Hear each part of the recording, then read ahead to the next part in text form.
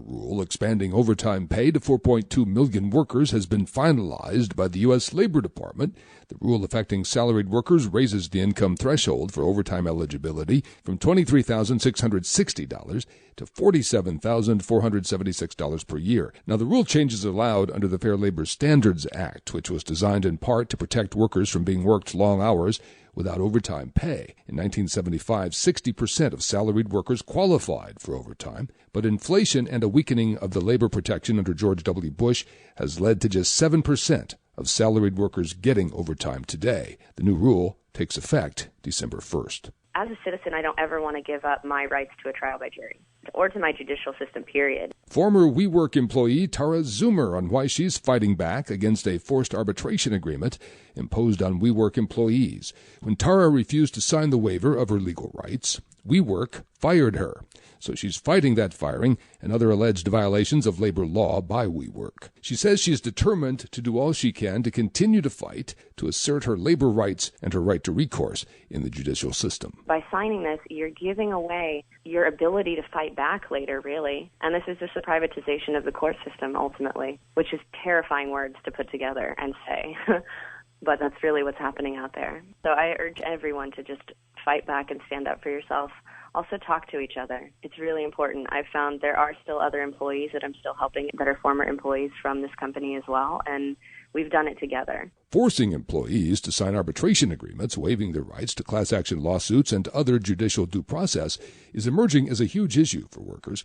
Corporations are using these forced arbitration procedures to block workers' court rights while passing them off to employees as standard employment policy. The CWA and IBEW have agreed to accept the help of a federal mediator in efforts to resolve the Verizon strike. The unions represent roughly 39,000 striking workers. Mediation meetings will be held in Washington, D.C., following a Tuesday meeting with U.S. Labor Secretary Tom Perez. Verizon and the unions have agreed not to speak publicly about the strike while these mediation sessions are being held. Workers Independent News is brought to you with support from union-owned and represented Bank of Labor, member FDIC, equal opportunity lender. Bank of Labor is the bank with products and services designed to serve the needs of unions and their members. More info online at bankoflabor.com. Workers Independent News is heard daily on The Rick Smith Show, live 3 to 6 p.m. coast to coast at thericksmithshow.com. The Rick Smith Show, where working people come to talk. You've been listening to WIN, Workers Independent News. For more information, visit laborradio.org. It's time for the Rick Smith Show. I want you to get up now. I want all of you to get up out of your chairs. I want you to get up right now and go to the window, open it, and stick your head out and yell, I'm as mad as hell, and I'm not going to take this anymore. I don't want to abolish government. I simply want to reduce it to the size where I could drag it into the bathroom and drown in the bathtub. You bet I cut the taxes at the top. How dare you? How dare you? Go ahead. Make my day. The Rick Smith Show starts now.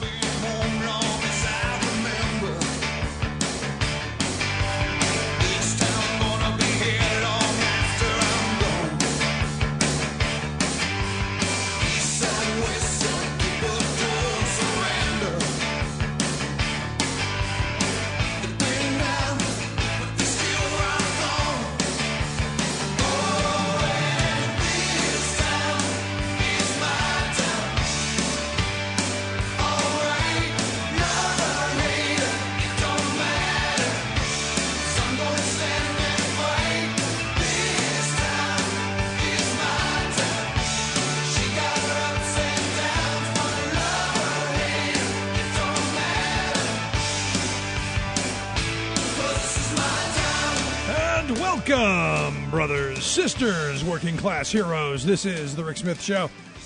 Thanks for being here today on the big program. Lots to get to, lots to talk about. The overtime rules, conservatives losing their mind, the governor vetoing the wish list, top of the wish list for the Republicans here in Pennsylvania, infrastructure, exploitation, so much to get to today. Thanks for being here. But before we start into all of that, got to be honest, the thing that caught my attention right from the beginning, it was my wife who sent it to me, an obituary. And look, I'm not getting to that age yet where I'm opening the newspaper looking for obituaries and friends to make sure, because that's really rude. But my wife sent me this obituary of one Mary Ann Noland. Evidently, the kids thought it'd be a good idea to start the first line of Grammy's obituary with, faced with the proposal or the prospect of voting for either Donald Trump or Hillary Clinton, Mary Ann Noland of Richmond chose instead to pass into the eternal love of God. And this isn't, not unusual. We see this occasionally, but it just caught my attention today, it being that kind of a day where, the options of, and I hear this all the time, I'm going to Canada. Here's, I guess, the other option. Now, according to the Associated Press, one of her sons thought it'd be a great way to kind of send Grammy off with a joke, a way for her children to carry on with her enormous sense of humor. She passed away on Sunday after a long battle with cancer, lung cancer, at the age of 68. So there you go, Grammy. Good luck. Hope the ever after is, well, better than the choices we've got now. And, to me, this is, and you get this every election cycle, the choices you have in front of you, you go, I'm concerned because the early polling not going well. Not going well at all. In fact, Rasmussen, whom I don't put an awful lot of credit into, but they threw out their latest poll, which has some interesting numbers attached to it. And I know we love the horse race. And the reason that I focus on this is, look, at the end of the day, while I'm looking at the two choices that we're inevitably told we have, because we're told Bernie isn't an option, Trump seems to be leading. And I got to be honest, I'm kind of shocked at that. I'm kind of shocked at the guy who, and we're going to talk about some of his business dealings today and some of his tax problems, but a guy who's been very clear. I'm going to pay as little tax as I possibly can. I'm going to avoid and evade and dodge and do everything possible to get out of it, but vote for me. Everything this guy stands for is what's wrong with what's going on in this country. It's the antithesis of how our great grandparents and our grandparents built this country. But that said, 42% of the voters Rasmussen polled are in the Trump camp, 37% in the Hillary Clinton camp. Interestingly enough, 13% want somebody else. They don't say who somebody else is. Could be any of the above. 7% say that they are undecided. The beginning of the month, it was 41-39 Trump in the Rasmussen poll, with 15% favoring someone else and 5% undecided. So you had that little move from somebody else to now we're undecided. Interesting there. Trump now gets 76% of the Republican votes. That means people who self-identify as Republicans. 76% of them say that the Donald is their guy. 72% of Democrats say that Hillary is their candidate. 13% of Democrats prefer Donald Trump to 9% of Republicans who favor Hillary Clinton. Among the non-affiliated folks, the Greens, the Libertarians, the American Party, whatever, Trump leads 41-28. 31% of those folks prefer somebody else. And not surprising. There is going to be, I guess, a libertarian candidate that'll have his name out there. Clinton has a bigger problem with men than Trump has with women, according to the poll. Trump leads by 22 points with men over Hillary. Hillary leads the Donald by 11 when it comes to women. People under 40 prefer Hillary. And, of course, older folks prefer the Donald by double-digit margins. So where I thought Hillary's strength was, and a lot of my friends thought, it's the old people. She's going to carry Pennsylvania because we're the old state. There are those who are saying, well, you better worry because at least on everywhere but on the ends, we're a very white state. So it will be very interesting to see in a very old state and very white state. No surprises here. The people who think the president is doing a great job, 77% of them will be favoring Hillary Clinton. And for those who think, Obama's been the worst thing since herpes, 86% of those folks prefer Donald Trump. So, you get into these numbers and, what it comes back to for me again is that 5% in the middle that makes the choices. How do they view what's going on with the messaging? When Donald Trump brings rape up again with Bill Clinton, does that move them one way or the other? Because I actually had someone who was cheering that finally somebody's going to get into and bring up, Bill Clinton and all. I'm going, again? Do we have to go through this whole dance again? And this is where I made this mistake, and I just did this. A friend of mine said, well, I'm judging Hillary on Bill. And I go, I'm not going to let you do that. She's running her own campaign. She's going to be her own president. She's not going to be doing all the same things that Bill did. And because we would not do this to a man. Your wife did this. We just wouldn't. So I'm not going to let you do that. Wouldn't you know, almost immediately after me having this conversation, Hillary comes out and says, Bill's going to be the guy who's going to revitalize the economy. I'm going, what? Did you not get the memo that you're your own person? It was like when Jeb, who was saying, I'm going to be my own president, and then said on foreign policy, I'm going to defer to my brother. Really? You sure about that? So I'm kind of struggling with this. And I'm hoping that the Clinton camp gets their messaging in order, because this is going to be a ugly, nasty, knockdown, drag out next couple of months. And honestly, nothing will be off. Nothing will be off limits.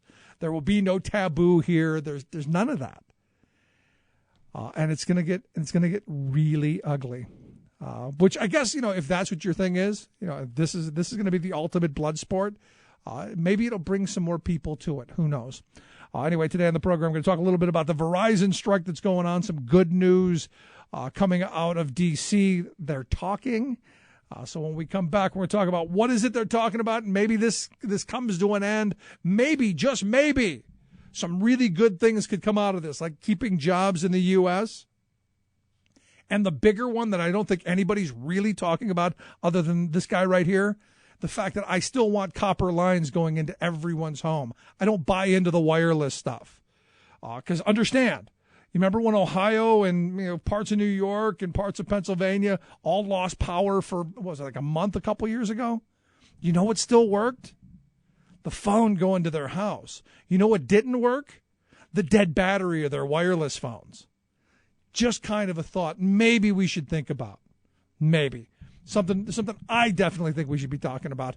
But we'll talk a little bit about that when we come back. Quick break right back after this. Stick around. You're listening to The Rick Smith Show. We're working people. Come to talk.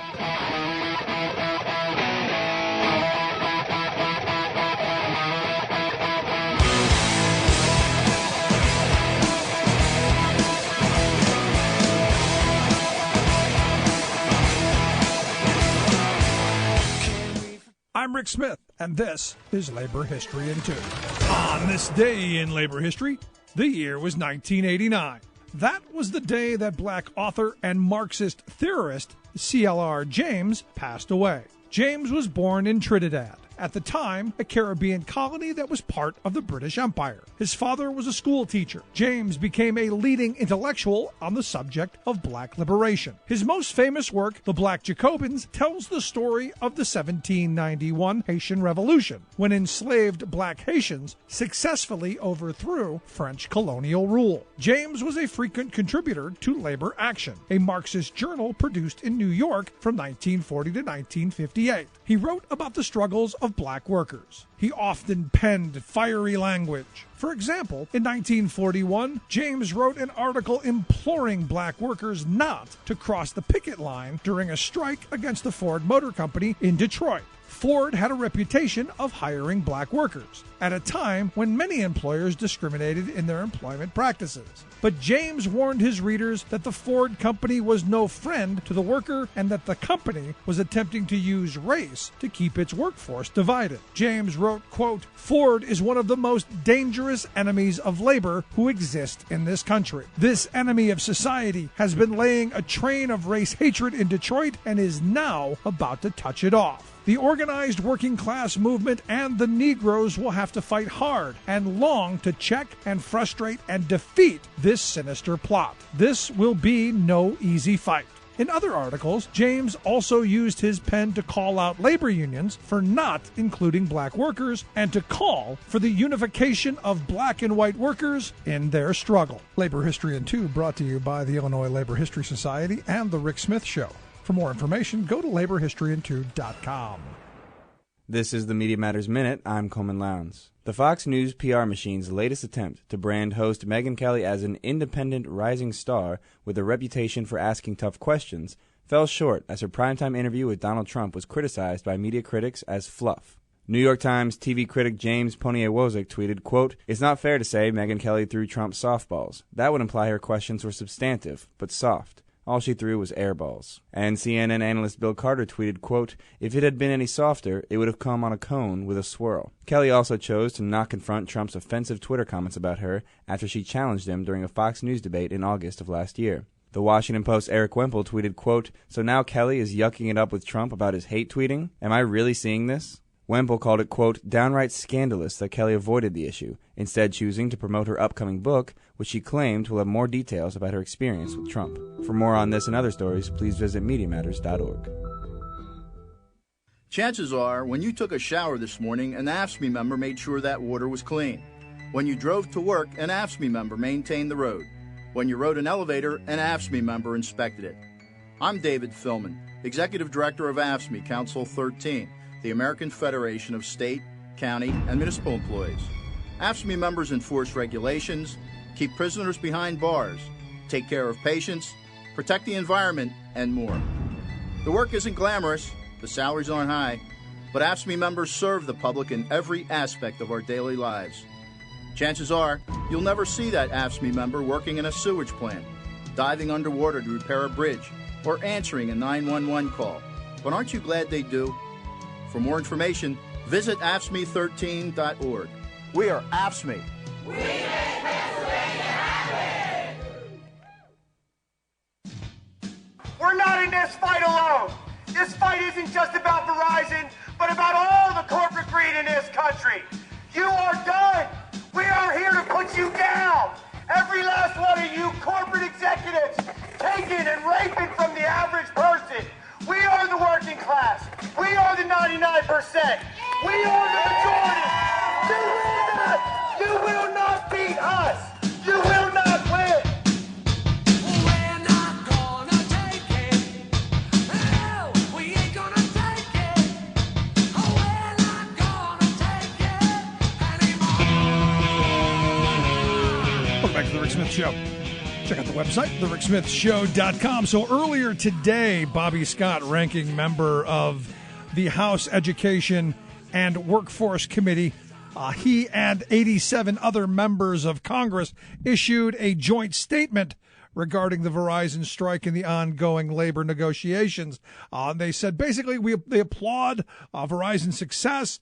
They applaud the workforce that made them successful, but they're concerned. They're concerned about this strike, the ongoing work action. They're also concerned about a couple of other things, like the fact that the wireless workers who organized still haven't been able to negotiate for the better wages, hours, and conditions that contracts bring. Also, the fact that over the last decade, they point out there's been a decline of nearly 40% of the high-skilled unionized workforce at Verizon. So lots of things that they've chimed into and lots of things that really as a society we need to be pushing back against. Anyway, here to talk about what's going on, what the latest is with the Verizon strike, I've asked Mike Davis. He's an international staff rep with the Communication Workers of America. Mike, thanks for taking time for us. Oh, thanks for having me. So what do we know at this point? What's going on, or don't we know anything? Well, right now, while we worked hard to try to get a common ground here to get this contract done, Verizon is display making, all the money they are, they're refusing to compromise. So the Labor Secretary, Tom Perez, reached out to both parties, and he asked us to get together. We did. We went together with him on Sunday, had some conversations. Now all the negotiations are being done there with him and a mediator whose name is Allison Beck. And right now, everything, coming out of that table, there's a gag order. So we both agreed that we wouldn't make any comments in the public about what is taking place at that table. Yeah, and that's important. I mean, there's a lot of talk about we need transparency and stuff, but there's sometimes you need to get in a room and swear and cuss and scream and holler and battle it out without somebody looking over your shoulder, right? Right. And that's what they're doing. I mean, they've been there almost on a 24-hour basis, going at it back and forth with these proposals back and forth. And hopefully, we come out with something that, will protect our members for now and in the future. Now, the representatives who put this letter out today, the letter of support, of which, as I looked through the 88 members, I didn't see one Republican sign on to it. And I don't want to make this a political thing, but I think that's just one of those obvious things that I needed to point out. Not one there, but they do talk about a couple of interesting things that I think are central to what's going on, and that is over the last decade. Your members doing that job have declined by 40%, according to them, over the last decade. So it appears to me what's going on is it's a battle of trying to get you guys out. Yeah, they're spending more time and money going outside the vendors. They want to, even with the copper plant, they're keeping the copper plant in areas just so they can do it with our members. They have this product, this FiOS product. It should be built out to everybody across the country, and what they're doing is they're not competing with that at all, and it's pushing them out the door. Not to mention, in the past 10 years, they've added 5,000 jobs overseas. And as I understand, that's a central issue to this as well. I mean, because I was just reading a story, and you could maybe tell me about it. But, that you had members go over to the Philippines where they were accosted by armed guards and armed police for just asking questions and talking to workers over there. But, basically laying out the working conditions in the Philippines, horrible, something we'd never put up with here. But that's evidently the place where these jobs could end up. Yeah, and they have jobs there now, jobs that, Warren call centers here are over there in these deplorable conditions. I mean, it's horrible. We have kids right now. Everybody does. Kids graduating either college or high school. And Verizon's basically saying, congratulations, now go compete with $1.77 an hour in the Philippines. Because that's basically what's going on. We are losing our jobs here, good American jobs that are going overseas. And the community should be outraged at it. Now, I understand Bob Casey has proposed a piece of legislation that would pretty much end that because, look, I might be able to hear you now, but I can't understand you. And that's my problem with a lot of these call center jobs that go overseas. And look, I know you want to save money, but you're ticking me off because I can't understand the guy on the other line. Oh, yeah, it's ridiculous. And if you talk to anybody, there's not anybody I talk to, there's nobody that supports that. Nobody wants to pick up the phone and not call somebody that's local. I want the person down the street to be answering that call and making the money. Absolutely. I don't want to call overseas where they don't understand me. Absolutely. And I'm not getting my issue resolved. Because again, I don't even understand if they understand the issue, and that's a huge problem. You're listening to the Rick Smith Show here with Mike Davis. He's international staff rep for the Communication Workers of America, talking about the Verizon strike, and right now, as we understand, a gag order on anything that's going on with the behind doors negotiations. But the good thing, Mike, is that they're talking, right? Oh yeah, it's a great thing that they're talking because our members, as strong as they are, they're really affected with this. They haven't had a paycheck in over 30 days. They had their health care cut off 19 days ago by Verizon. But they remain strong. They remain determined. And hopefully this gets them closer to an agreement because, they're out there fighting. And they're going to stay in this fight because they know what's at stake. It's for their families. It's protecting good union jobs for generations to come. Our future's at stake here. So hopefully this does bring it together. You know what's angering to me is, look, if Verizon was struggling, if they were, marginally profitable or losing money, I understand trying to do a whole bunch of these kind of gimmicky things and asking for concessions and stuff. But this is a wildly profitable company. I mean, wildly profitable. Well, $1.8 billion a month is what they make. So yes, you're right. It is wildly profitable. It is just, they are just trying to get more. And is that? Do you think that's just what it is? It's just more for them and less for everybody else? I mean, it's kind of what's going across the country. And you know what? We're prepared to take this fight against them because they can't keep doing this. I mean, is it fair that, the CEO should make 335 times more than the person that's doing the work? It's not fair. It's not fair. And again, what we need to be doing as a society, and why I think this is such an important issue for all working people in this country, is this is where it has to begin. You start with the people who are going to stand and fight, and maybe it plants a kernel of thought in everybody else's head that, you know what, we don't have to put up with the crappy hours and the low wages and the poverty and the fear of our jobs being sent away. We can organize. We can come back and fight and stand up against this stuff. Yeah, they have to. Everybody has to at this point because we've seen the decline. We've seen all the jobs going overseas. We see, the manufacturing going overseas. It's not just about us. It's about the entire country. Yeah, and it's about union jobs. And I've been saying this for a while, and there was just an article the other day that said, it's not manufacturing we miss in this country. It's unions that we miss because those manufacturing jobs were crummy jobs before they were union jobs.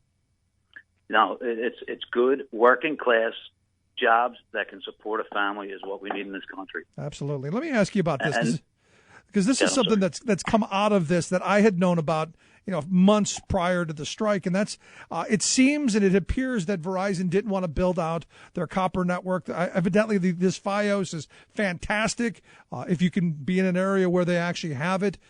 There seems to be a push away from putting copper wires into people's homes because there's a push to do everything via wireless. And I got to tell you, as a matter of public policy, as a matter of societal infrastructure, however you want to put it, I think going to a wireless network over a wired network is a horrible mistake.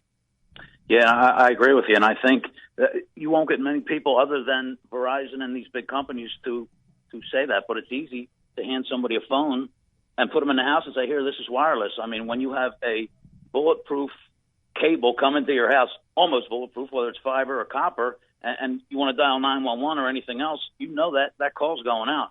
I mean, we all know what happens with, wireless at times. Yeah, I think back to a couple years ago.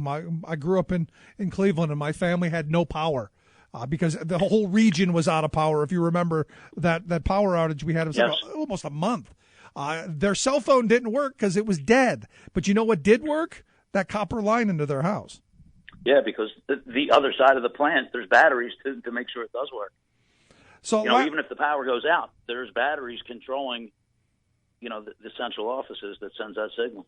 Yeah, the hope is that after all of this is done, after the screaming and hollering, I'm sure that they're doing behind the curtain there, we get back to making sure that your members get a fair, decent, honest contract and that those jobs stay right here. And I understand this weekend there's an event going on, kind of, for the families who this is more than a month long, kind of get them out, maybe do some activities. What do you got going on this weekend? Well, this event is actually happening across the entire country. And it's, we're asking our CWA and our allies. We're holding rallies across the country, and it's celebrating working families. Now, all the picket lines, where there isn't rallies, every picket line bring their families. It's just going to be a day of families because that's what this is about. It's about our families. And all across the country, there is a website. It's standuptoverizon.com, and that lists all the locations where it's going on. But it's going to be a good event. It's going to be nice. Everybody can see that it's about families. It's not about some entity somewhere. It's these people that live in their communities. And I think that's I think you made a really important point there that people need to really remember, that Verizon is not Lowell McAdams. It's not the shareholders. It's not the people who are sitting in the corporate offices. It's actually the people who are answering the phones, laying the wire, climbing the poles, doing the day-to-day work every day, busting their butts and dedicating their lives to building this company that it seems that the executives up there are hell-bent on destroying. Yeah, they are. And you're right. This the plant, the company was built by our members on the back of our members. And you know, they are the people who built it. Lowell McAdams didn't build anything. I mean, this entire company was built on the backs of our members. So on this May 21st Kids Day event, you've got Day of Action you've got going on nationwide, not just for CWA members. I can bring my kids, right? Oh, yeah, everybody's welcome. And if you want to check that out, standuptoverizon.com, the website. We've got a link at thericksmithshow.com. Just click on Mike Davis's name. Take you right there. Mike, I appreciate you taking a little time for us. I'd love to have you back when the curtain goes up and we find out what's going on.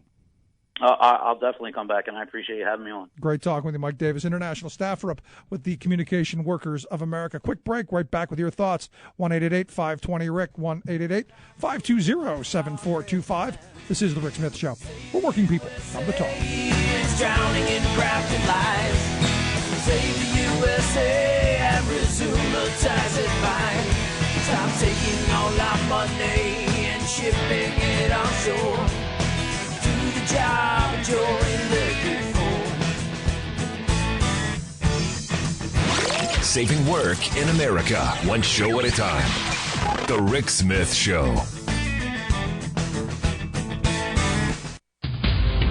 This is Solidarity News on Radio Labour. This is a Radio Labour special report recorded on Thursday, May 19th, 2016. I'm Mark Boulanger. A lack of decent jobs in the world is stalling the eradication of global poverty. There were about 197 million people in the world unemployed last year. That number will increase by more than 3 million in the next 2 years. And while poverty levels have been reducing, the lack of good jobs threatens further decreases and social unrest. Radio Labour senior correspondent C. Marie Ainsborough reports. With its recently adopted Sustainable Development Goals, the United Nations has set a 15-year agenda to end global poverty. But, according to the UN's International Labour Organization, that goal is impossible to reach without creating decent work for the world's economically poor. Guy Ryder, the first unionist to lead the ILO, told the media that attaining the Sustainable Development Goals, known as the SDGs, is at serious risk. This is because of the current lack of quality jobs and deteriorating economic conditions in a number of regions. The ILO reinforced its call for decent work to enable poverty reduction in a report released this week entitled World Employment and Social Outlook 2016. Stephen Tobin, an ILO economist, was one of the authors of the report. This year's edition of the World Employment and Social Outlook is about transforming jobs to end poverty. What we've seen is that considerable progress has been made in the past few decades in reducing poverty. Yet too many people remain poor, and many despite being employed.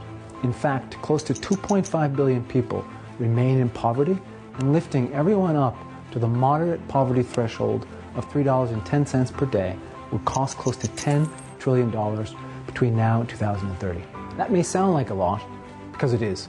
If you have someone earning only 10 cents per day, they would need an additional $3 per day every day between now and 2030. To close that gap, quality jobs, along with social protection, must play a central role. In fact, while 30% of the world's population is poor, they hold less than 2% of the world's income. Therefore, a strong focus on creating sustainable social, economic, and institutional structures will be necessary.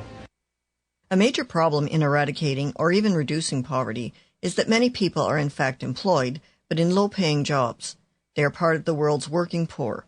Veda Narasimhan, another ILO economist who worked on the report, explains. The reality is that 1/3 of these individuals is poor despite having a job.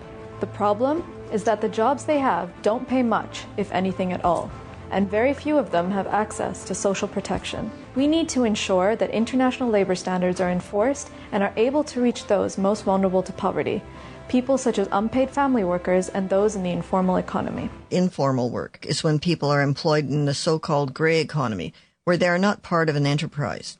People doing informal work, such as selling goods in the streets, are not eligible for many benefits, such as unemployment insurance. Bringing workers into the formal economy, says Mr. Ryder, must be part of realizing the UN's goal of eradicating poverty. This is an agenda which African governments and employers and trade unions, in the same way as Latin American ones or Asian ones, really understand and want to be a part of. So I think that there's a real national appropriation of this agenda of formalisation and real political commitment to make it go forward. And as the evidence presented in our report illustrates, this is crucial to addressing poverty at work. Guy Ryder, the Director General of the ILO, is concerned that a lack of decent jobs will increase social unrest. What you don't have, you don't actually have the levels of social instability that I would have predicted. But what you do have is a level of very significant political disillusionment and flight to extremism. And that is where the instability and the disruptions is evident. The ILO report calls for strengthening rights at work, helping worker organizations reach the poor, and increasing taxes on the rich. It suggests greater government emphasis on job creation programs instead of austerity programs. This is C. Marie Ainsborough reporting for Radio Labor. And that's it. International labor news you can use. Follow us on Twitter @Radio Labor. I'm Mark Boulanger. Thank you for listening. And remember, it's all about global solidarity.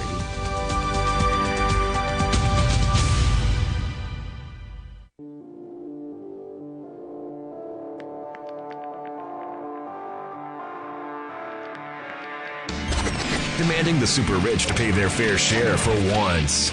The Rick Smith Show. I got a bad case, I'm turning it up. It's getting cold in here, so fire it up. I got a bad case, I'm turning it up. It's getting cold in here, so somebody fire it up. Just look at some of the numbers in this, and Mike Davis hit on a couple of them. You look at $1.8 billion a month for the first several months of this year and the fourth quarter of last year. You look at really $1.8 billion. And yet that's not enough. In fact, they've pocketed $39 billion in all profit. There's that's not revenue, that's profit over the last 3 years. You're looking at $13 billion each and every year in nothing but pure profit. And normally you would sit down at a negotiating table and go, hey, there's $13 billion of profit. We could share some of that. That's not this. This is the union going, hey, we want to get something for our members. We want to make sure that they still have health care. We want to make sure that they have a reasonable retirement for when they get older, a little security there. I want to make sure that they make a reasonable wage. And we want to make sure that their jobs don't get shipped to somewhere else. What can you do for us? And what the company's saying, tough luck. We want $14 billion. We want $50 billion. We want to keep that $18 billion. We want $20 billion. So that we can give compensation to the CEOs. And if you look at the last 5 years, the top 5 executives there at Verizon, $233 million that they took. That's a lot more than the person who answers your call, the person who climbs the pole outside your house, the person who lays the line. It's a lot more than they make, trust me. And you look at the $13.5 billion in stock buybacks and dividends for shareholders just in 2015, and the $38 billion in the last 5 years, and you go, there's something wrong here. This is, I understand greed. Greed is good, they tell us, but I also understand that the workers deserve some bit of that. And it just seems to me, from just a purely business mentality, going, Let me get this straight. We got this thing and this machine's running along really well. We should keep this going. No. We're going to roll the dice in the hopes that we can break the union down, in the hopes that we can then get them to agree that we can just take their jobs and move them overseas so we can make more. And we're willing to gamble the reputation of the company, because I'll tell you, I'm not buying anything from Verizon for a very long time. So they're going to gamble the reputation of the company that these workers built while trying to take away from them. Seems kind of dumb, doesn't it? But again, if you're not the one that built it, I'm sure the CEO will find a job somewhere else. And what's at stake here, and what we've been talking about, what I want to make sure that folks get, this isn't really about wages. This isn't really about health care benefits or any of that. This is about making sure that 5,000 good-paying jobs here in the U.S. don't end up in the Philippines or Mexico or the Dominican Republic or who knows where. This is about making sure that there are jobs to be had here. This is about making sure that the work that these folks do is not going to be outsourced to transient scab labor, to actually having some right to the work that you perform. I know this is a novel concept, but it's the kind of work environment that I grew up thinking was normal, that you did your job. It was your job. And that you had some right to it. You had some stake to it. They've trained a generation to think, no, you don't have any rights to anything. You're just a tool to be used and discarded. And the scary part of this, as Mike and I talked about there for a minute, is the wired part of this.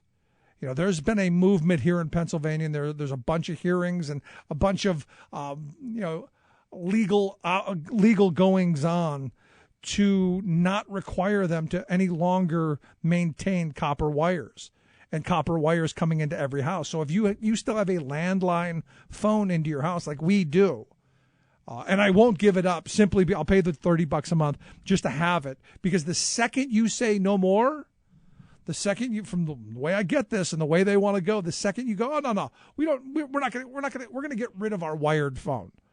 We're going to do the wireless thing. Because, hey, they've got us a little box here, and we can have this little antenna that can boost our signal, which we've got that too. This is all we need. Don't need that cord. Then they no longer have to bring that wire into your house ever. That means the person who buys the house next, they don't get one. Think that's going to do something to the value of your house? Maybe, maybe not. But I go back to that, what happens in the time of an emergency? And I think back to when all the power went out in Ohio and in other states around there. For weeks, the phone line, you could still call. I remember as a kid, when the power would go out, you pick up the phone and it was still there. Because we made sure as a society that our utility worked. This kind of stuff is troublesome. The fact that they're not going to build out what is, from what I'm told, phenomenal internet service. The fact that they're not going into communities and dominating is mind-blowing to me. And it comes back, in my view, to one thing. This is what they're doing is the same thing that American manufacturers have done in this country.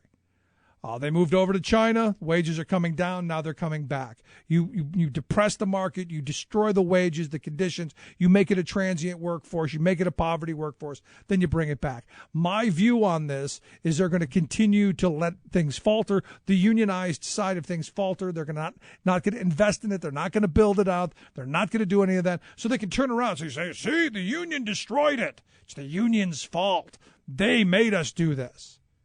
So while their disinvestment and their bad decisions, and I would argue not even bad decisions for them, because the idea is if we can break the union, then we have a non-unionized, pliable workforce that we can hire, fire, exploit, do whatever, and get rid of any time we want for our profit and our gain, and have a transient workforce going across the country doing the work that they want to do after the fact, after you've broken these workers. Good on them for standing up and saying no. And honestly, we should be standing, and me and my children will be on Saturday standing with them as well. So check out the website. This way, you get a chance to go out and meet some of these folks, talk about the issues. It's standuptoverizon.com. Like I said, we've got a link at thericksmithshow.com. Quick break. Right back. When we get back and talk about the overtime rule. I'm hearing it's going to be the end of civilization. It's the end of work in America. It's going to be devastating. It's going to kill us all. Right back.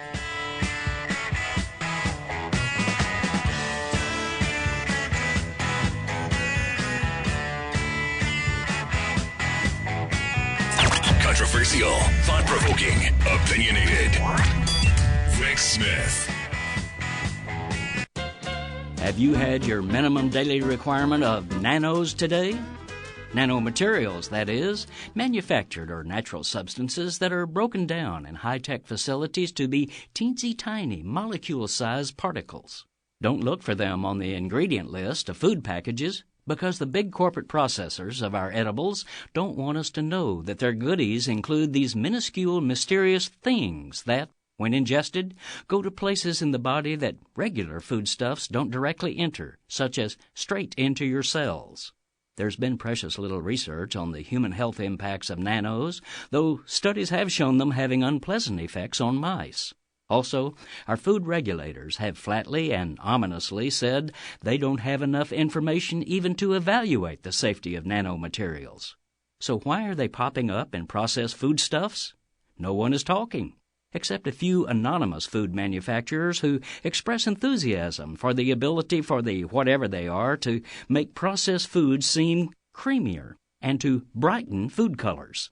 A watchdog group called As You Sow sent a survey to 2,500 food manufacturers asking about their use of nanos.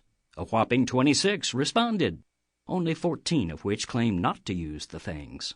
The group ran its own test of 10 varieties of powdered donuts, finding that the sweet concoctions of Hostess brands and Dunkin' Donuts had products containing a nano called titanium dioxide. What benefit does it offer? It makes white substances brighter. This is Jim Hightower saying, hello. An unknown number of corporate food profiteers are pumping an unknown amount of unknown nanomaterials straight into our cells, having an unknown impact on our health, for no better reason than to enhance the cosmetics of their products. To fight the madness, go to asyousow.org. Hightower's commentary is brought to you by the Hightower Lowdown. From Wall Street to Washington, this monthly newsletter reveals who's doing what to whom and why. Check it out, hightowerlowdown.org.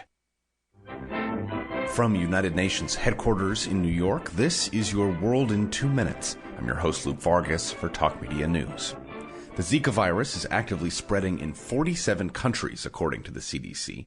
With the exception of Cape Verde off the West African coast and some Pacific islands, all of the countries with active transmission are in the Americas, from Mexico to the north and Brazil and Paraguay to the south, and all the countries in between. But whatever the borders of the Zika virus look like now, they could well change. The World Health Organization published a new report on Wednesday weighing Zika's potential spread to Europe. Areas around the Black Sea near Sochi in Russia have a high risk of seeing Zika by summer, since the area is home to the virus's favorite mosquito, the Aedes aegyptus. 18 other European countries have a different, less Zika-friendly breed of mosquito and are rated as having just a moderate risk.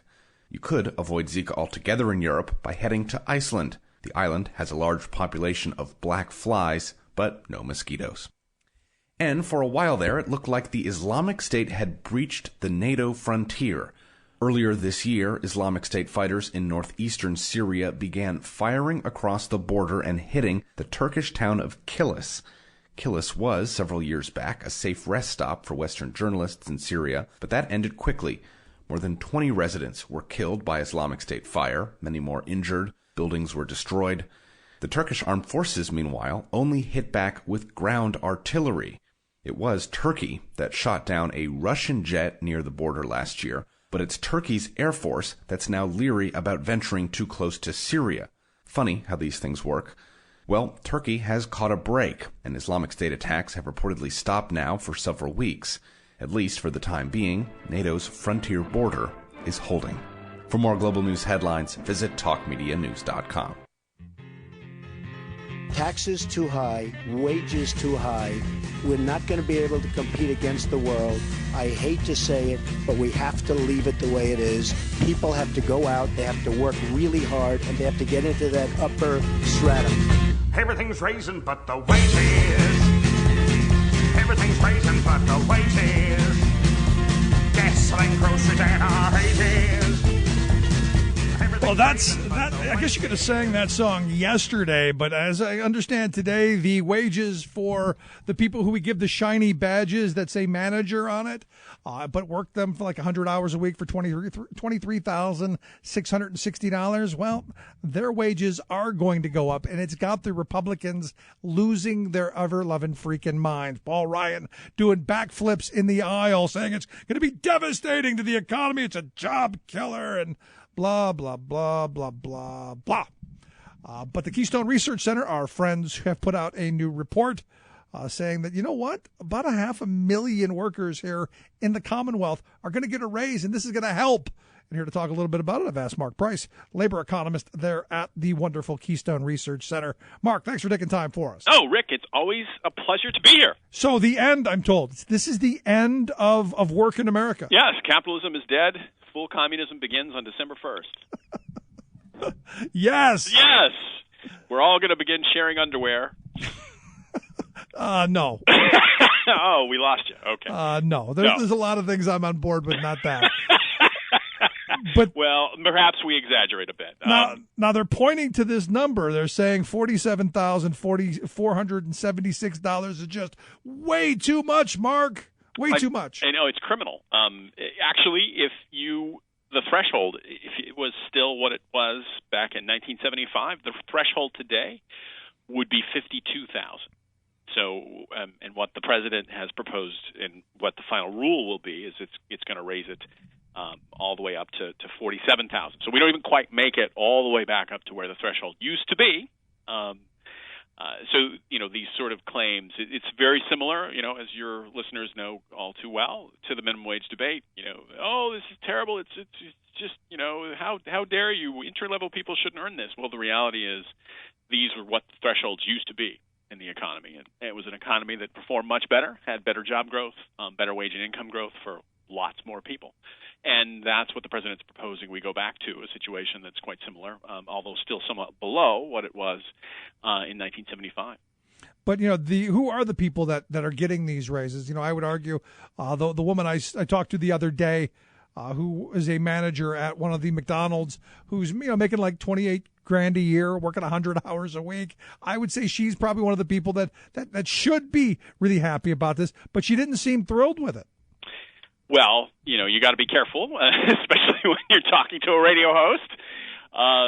But certainly, she's a good example of the kind of worker that's going to be impacted by this. And, we were sort of scratching our heads today trying to think about the last time there was a policy change that affected this well-off of a group of workers.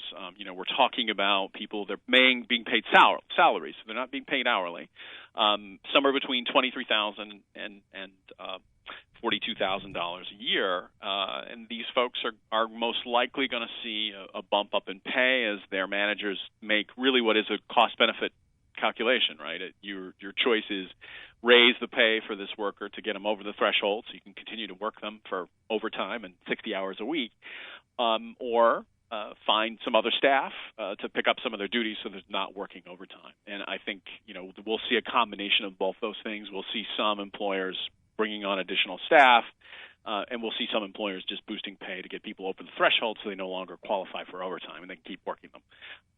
Either case, I think, it's a good outcome. Certainly everyone likes to see their pay go up, and in the case of folks who see employers bring on more staff, you're just doing less unpaid labor. And who's against doing less unpaid labor? Right. Now, what do you say to the people who go, well, the threshold had been $23,660. You've now more than doubled this. What's to stop people from just turning that $23,600 into a hourly job and bang, that's the end of it? The reality is that there isn't going to be a dramatic change in the way people are paid. Folks aren't going to lose money from this change. You're not going to end up paying people less because you switch them to hourly. Because the key here to remember is that why employers are sort of benefiting from this policy of the last 35 plus years is they're, because workers fall into this range, they can exempt them from being paid overtime. So they're getting extra work out of them. And the reality is this rule is going to take away that option for them. It'll mean less profits for the employers. They'll have less money available to pay their CEOs. But it's going to be good for workers. Yeah, but we won't be able to exploit anymore. And I love the statement that I saw in one of the Hill articles by this guy named Jade West, who is the Senior Vice President of Government Relations for the National Association of Wholesale and Distributors, basically warehouse workers. He said that the real victims of this rule will be the well-compensated workers who will now be required to punch a clock, and they're going to lose workplace flexibility that they've enjoyed. And I'm going, these are warehouse workers, right? Did I miss something here? Yeah, workplace flexibility. You're working 60 hours a week. Right. I mean, it's along these lines of these silly arguments that folks in the business lobby make. They make them because you reach for what's available, and they're going to have to continue to deliver the service and the management activities that are being delivered. Someone has to do the work. Right. That work is not going to go away, and whether someone's paid hourly or paid on a salary, all that really matters is pay and the quality of that job. And this is a policy that basically is going to raise pay or in some instances improve at least the quality of your life because you're not being expected to work in excess of 40 hours. Right. But, Paul Ryan said this is going to be an absolute disaster, Mark, didn't you know? He said, do you know who are going to be hurt the worst? Students, nonprofit employees, and people starting a new career. They're going to be harmed by this, Mark, especially those students who should be in school instead of working 80 hours a week. Full communism is a terrible thing. Certainly nonprofits, they're not going to be affected by this, charitable nonprofits. So if you have an employee working at a local food bank handing out food to folks, they're not covered by these rule changes. So certainly there's an effort here because most people are in the broader economy are pretty skeptical of the arguments that Paul Ryan's making. I mean, we have the years of data and people actual experience with their pocketbooks. Wages, incomes, they've not been growing very much. Profits up pretty high. CEO pay up quite a bit, and yet here we are, over and over again. Oh, this is all bad for workers. This is bad for people. And so they've sort of tried to pivot a little bit and focus on nonprofits. And again, as long as you're a nonprofit not engaged in commerce. You're not selling something. You're just delivering a charitable service like feeding someone. You won't be covered by this legislation. So just so we can allay people's fears, it's not the end of the economy. It's not the end of the world. It's not the end of work as we know it, is it? It is definitely not. There will be no sharing of any kind of underwear or any other terrible thing that might possibly happen in a world that doesn't match Paul Ryan and Donald Trump's expectations. Now, on the other side of this could have some good effects on more jobs, less hours, better family lives, more economic activity because more money going into workers' pockets. There's a lot of positives possibly here, right? No, absolutely. I mean, you nailed all of them really well. Some folks will see higher pay. Precisely, they're gonna. The downside of that, right? They're still going to be expected to work a lot of hours, but their pay will be boosted. To be somewhere above that threshold, so they're not covered by the overtime rules. And that's still a win because you're seeing your pay go up as a result of this policy. And like I said earlier, some workers are just going to end up not having to work those extra hours. And from their perspective, this isn't a bad thing, right? Because they're not being paid for those extra hours anyways. I mean, one of the phenomena that this policy is trying to address is that, for those Walmart or McDonald's managers, right, that end up at the end of the day working so many hours, they're almost making the minimum wage, right? So it certainly is addressing that issue in the same way the minimum wage does, right? You're establishing a floor. You're making sure that people are being compensated. And like I said, what's unusual about this policy change is this is a lever that's pushing on a very different group of folks. Typically, we're talking about a minimum wage worker, right? With raising the minimum wage, that's somebody earning $15,000 a year. Here, we're talking about individuals earning somewhere between $23,000 and $42,000. I mean, it's a whole different group. It's a middle income group. And it's really surprising that a lot of folks on the other side of this issue, are going to make a big deal out of this because I think, it's quite clear the electorate is very angry. these days. And one of the key issues as to why they're angry is because the economy is not performing well for them. And here is an excellent example to sort of put people on the defensive. This is really something that's going to boost people's quality of life and their pay. And, what's your justification for opposing it? Oh, well, it's bad for them. Well, how is it bad for them? Well, they'll waste the money, Mark. They don't deserve it, or they'll become an hourly employee, and nobody wants to be an hourly employee. No, what everyone wants is high pay and a good quality job, and this is certainly one policy moving us in that direction. There you go. Good stuff, Mark. I appreciate you taking a little time for us. Thanks for the input. Hey, my pleasure. Always great to talk to you. Mark Price, labor economist at the Keystone Research Center. You want to check out their work? You can go to thericksmithshow.com. Just click on Mark's name, take you right there. Quick break, right back after this. Stick around. You're listening to The Rick Smith Show. We're working people. Come to talk.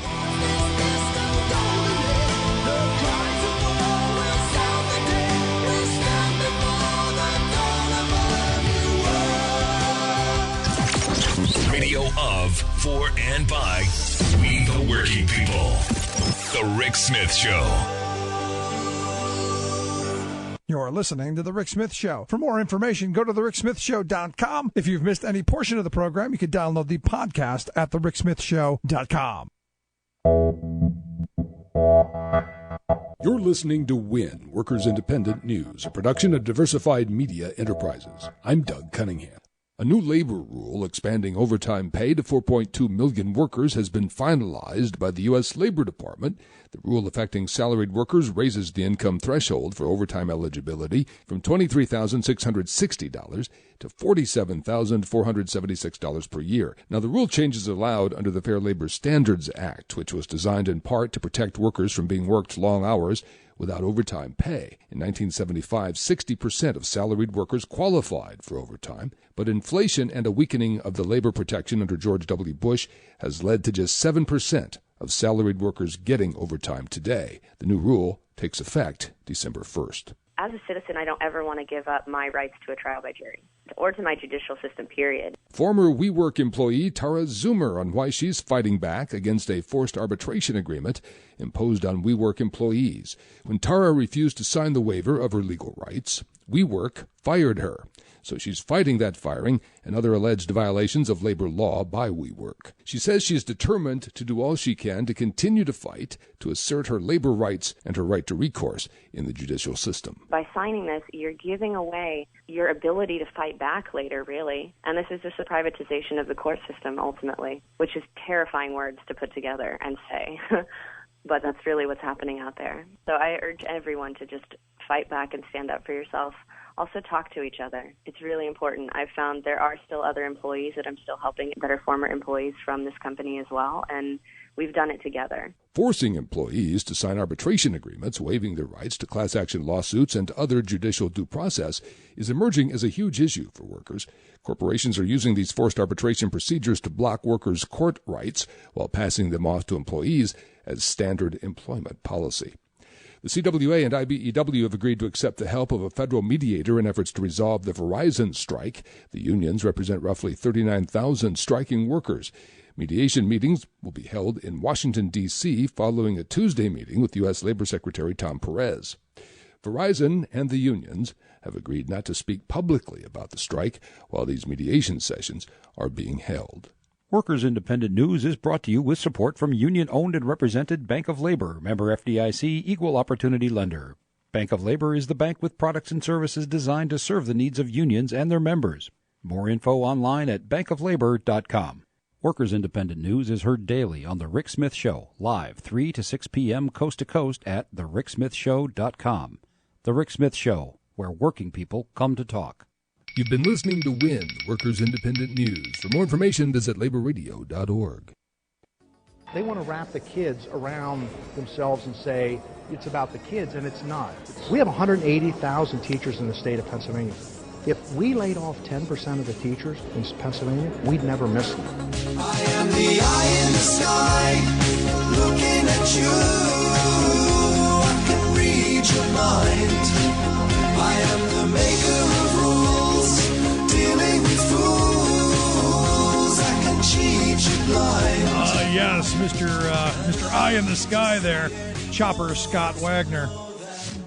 We could easily get rid of 10% of those teachers. Don't need those teachers because they don't believe in it. I mean, honestly and truthfully.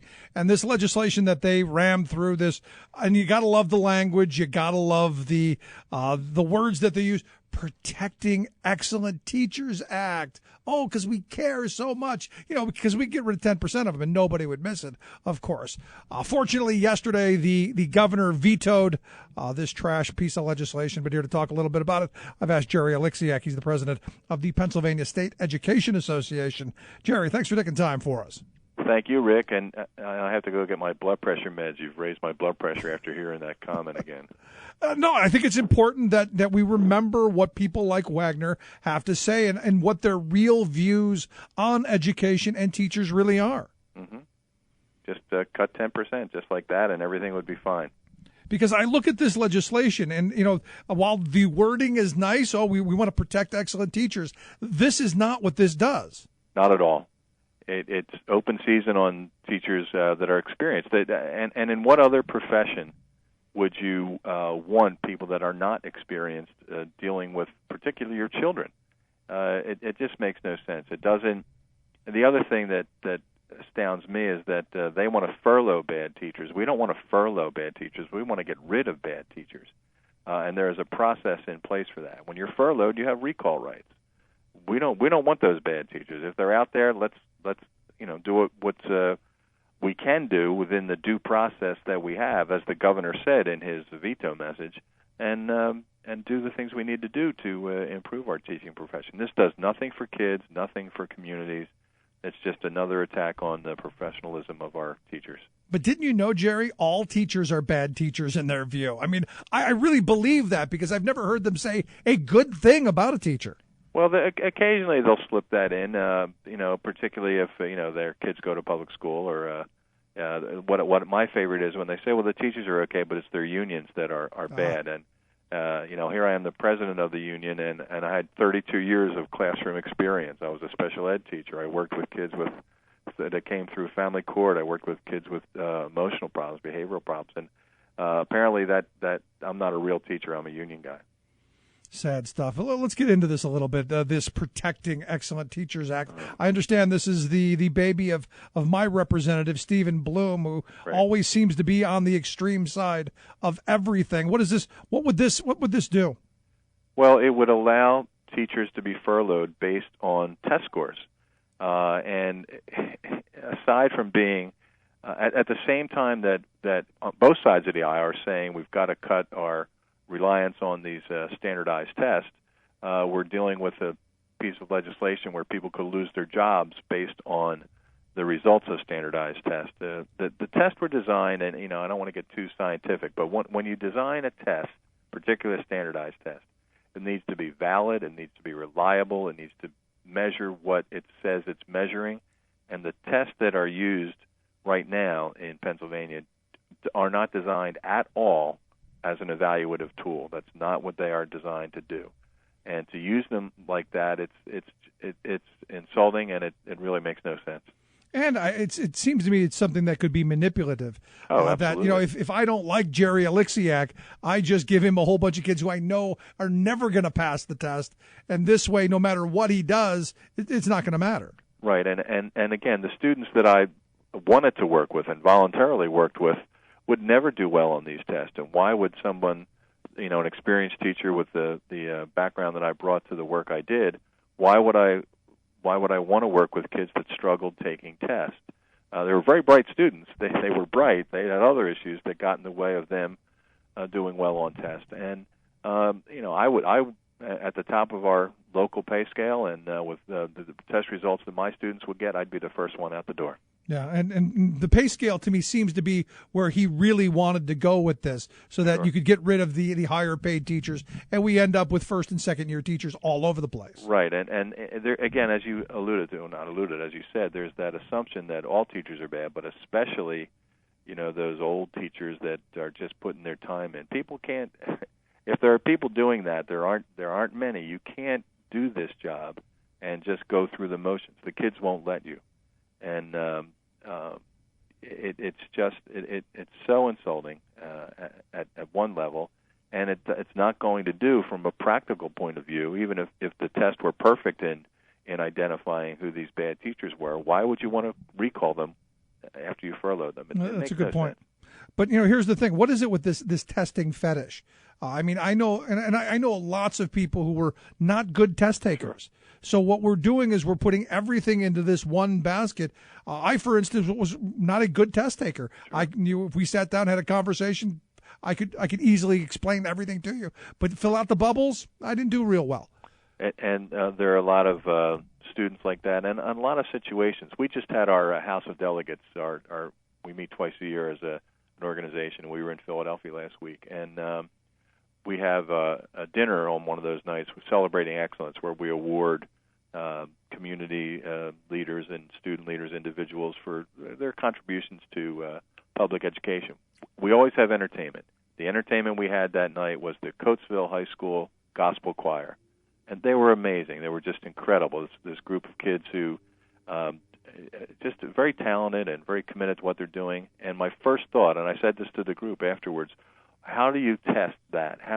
What bubbles can these kids fill out to measure their enthusiasm, their excitement, their skills in learning the music? And you just can't do it. Right. And it's folly. And we aren't, and this is the response we get. We're not opposed. You don't want to be held accountable. Of course we want to be held accountable. I'm accountable as a professional every day I walk into the classroom. And we're not afraid of testing, but it's got to be used appropriately. It's got to be used as a diagnostic tool to help kids, and that's not what it is. And that's an important point to bring up, because one of the reasons that we've opted our kids out of the PSSAs is because of that. You're going to make my kids take this test throughout all of April, and it seemed like it was all of April, and then I'm not going to get the results back until November. Right. I don't get that. In this day and age where everything is instant, where everything is immediate, how is it possible that we're still dealing with 18th century testing deadlines? I mean, it's nuts to me. That's an excellent question that we should ask Representative Bloom and others how they can address that.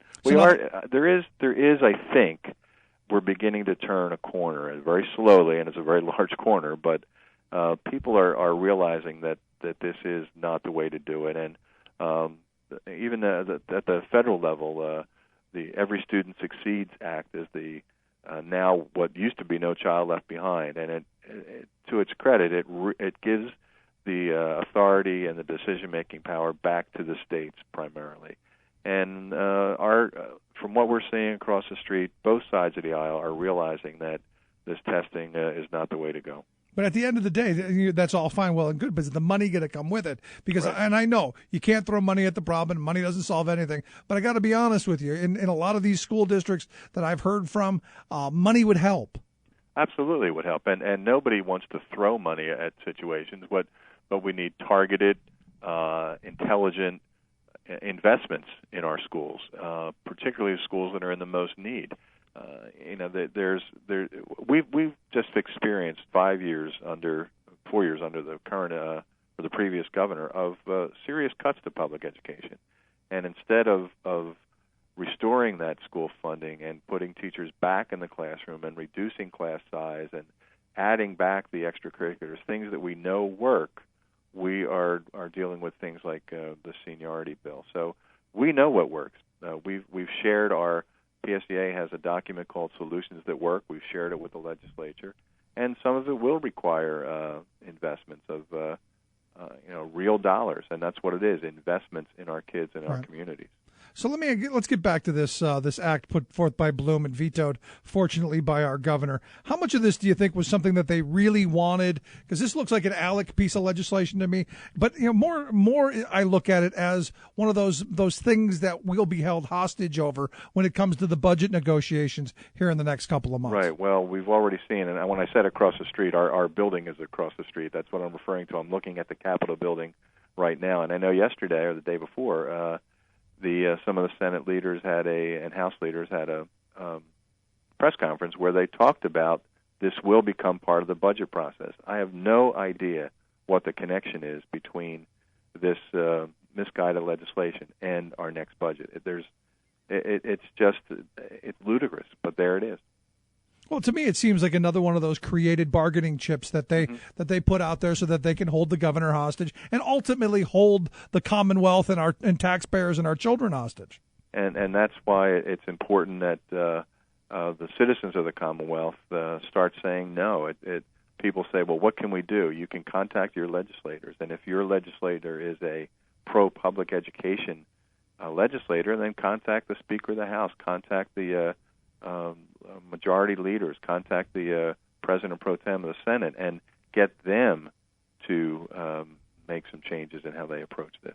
So last line of questioning I've got for you, because the other issue that pops up, especially when you're talking about public education or public employees at all, is this pension situation. I'm guessing we're back to where we were at the beginning of 2015, where this seems to be one of the tops on their wish list or their fetish list, however you want to put it. Are we going to see the same kind of battle that we saw last year? Well, I think we are. I think pension is certainly going to be a chip, a bargaining ploy in the negotiations around the budget. We are hearing, and I think there's some truth to it, that both sides do not want to go through what they went through last time, particularly within a major presidential election looming. So both sides, I think, fear that they could be hurt with a long, drawn-out budget process. So there are some people that are trying to get this done in a way that is much more reasonable than what we experienced last time. But clearly, pensions will be one of the issues. And we have been very clear on where we stand on pensions. We, as an organization, not just us, but other state employees and labor folks who work for the state, we took a hit with Act 120 in 2010. We made concessions. And that will save the system money, but you've got to pay the credit card bill that they ran up, and that's a tough pill for them to swallow. Yeah, I got to tell you though, I don't know who in this day and age would want to be a teacher, given these kind of assaults, the attacks on pensions, the attacks on wages, the attacks, everyone calling teachers bad teachers. I don't know who'd want to do it, but God bless them for doing it. Well, thank you. And unfortunately, what you are saying is coming to fruition. The number of kids who are applying for or going to school for education has dropped significantly. I just saw a stat like 36% in the last 5 to 10 years. So it is having an impact, and it is going to have an impact very soon with our kids in the classroom. Sad stuff. But Jerry, I appreciate you taking time for us, filling us in on this bad legislation that I'm sure will boomerang back around here as the budget talks heat up. I'm sure it will, and we do appreciate the governor standing firm and doing what he said he would do and vetoing it. Good stuff. Look forward to talking to you again. Thank you, Rick. Jerry Alexiak, president of the Pennsylvania State Education Association. Quick break, right back. Stick around. You're listening to The Rick Smith Show. We're working people. Come to talk. We want the world.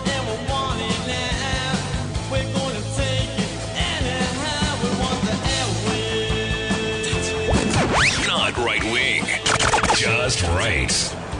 The Rick Smith Show.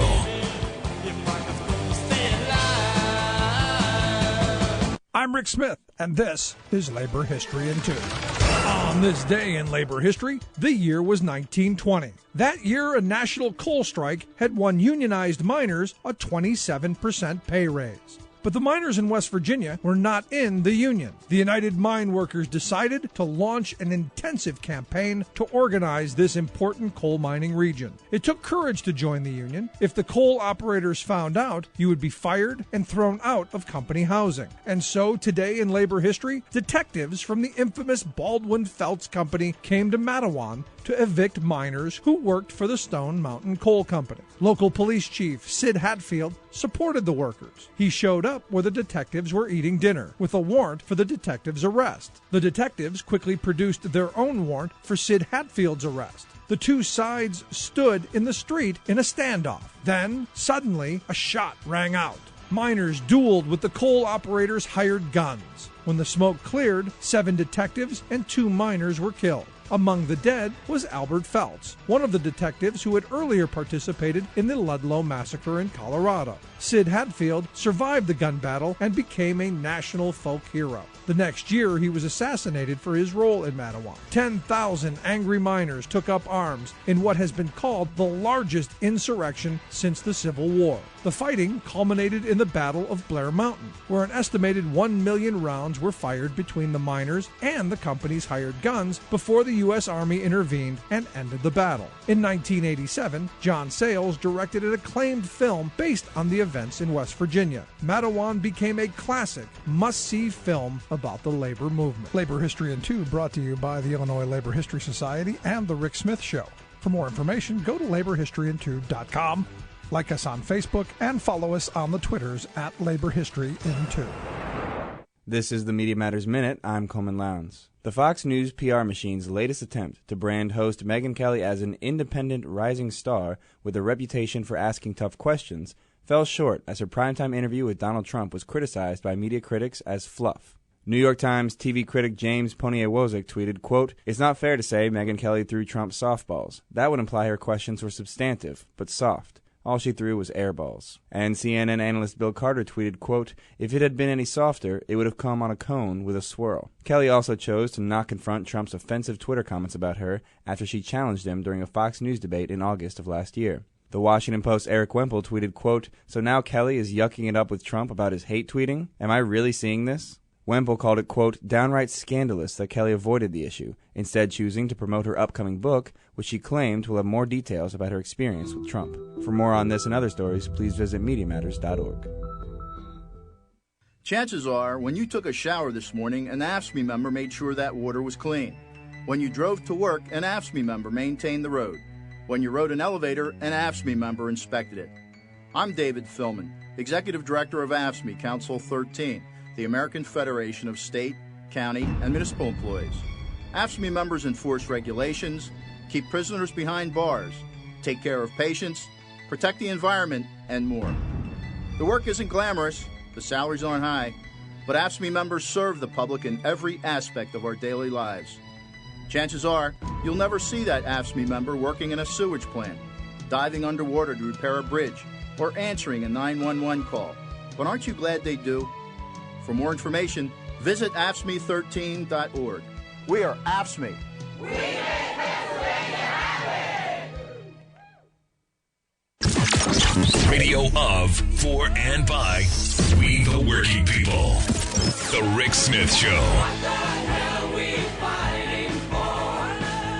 Just surrender and it won't hurt at all. Just got time to say your prayer while you're waiting for the hammer to fall. Hey! Welcome back to the Rick Smith Show. Check out the website, thericksmithshow.com. So mark it on the calendar. You know the next couple of months we're going to be hearing about this and really the fetish that the people like Bloom and others have in their hatred for teachers. And that's really what it comes but as I think Jerry points out, it's the fact that they have a voice. You cannot say that you're in favor of teachers, but only the non-union ones. The fact that they have a contract that if there is a bad teacher, there is due process. There is a way to get rid of them. And they do. And Jerry's, honest. He said, look, we don't want bad teachers in the classroom. Harms the profession.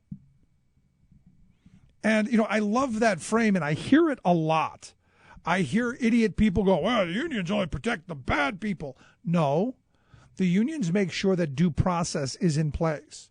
That if you screw up, that you're dealt with fairly. I was a steward for years, and I used to argue grievances that the company would never follow through on. And there were some people who screwed up, be it for a number of reasons.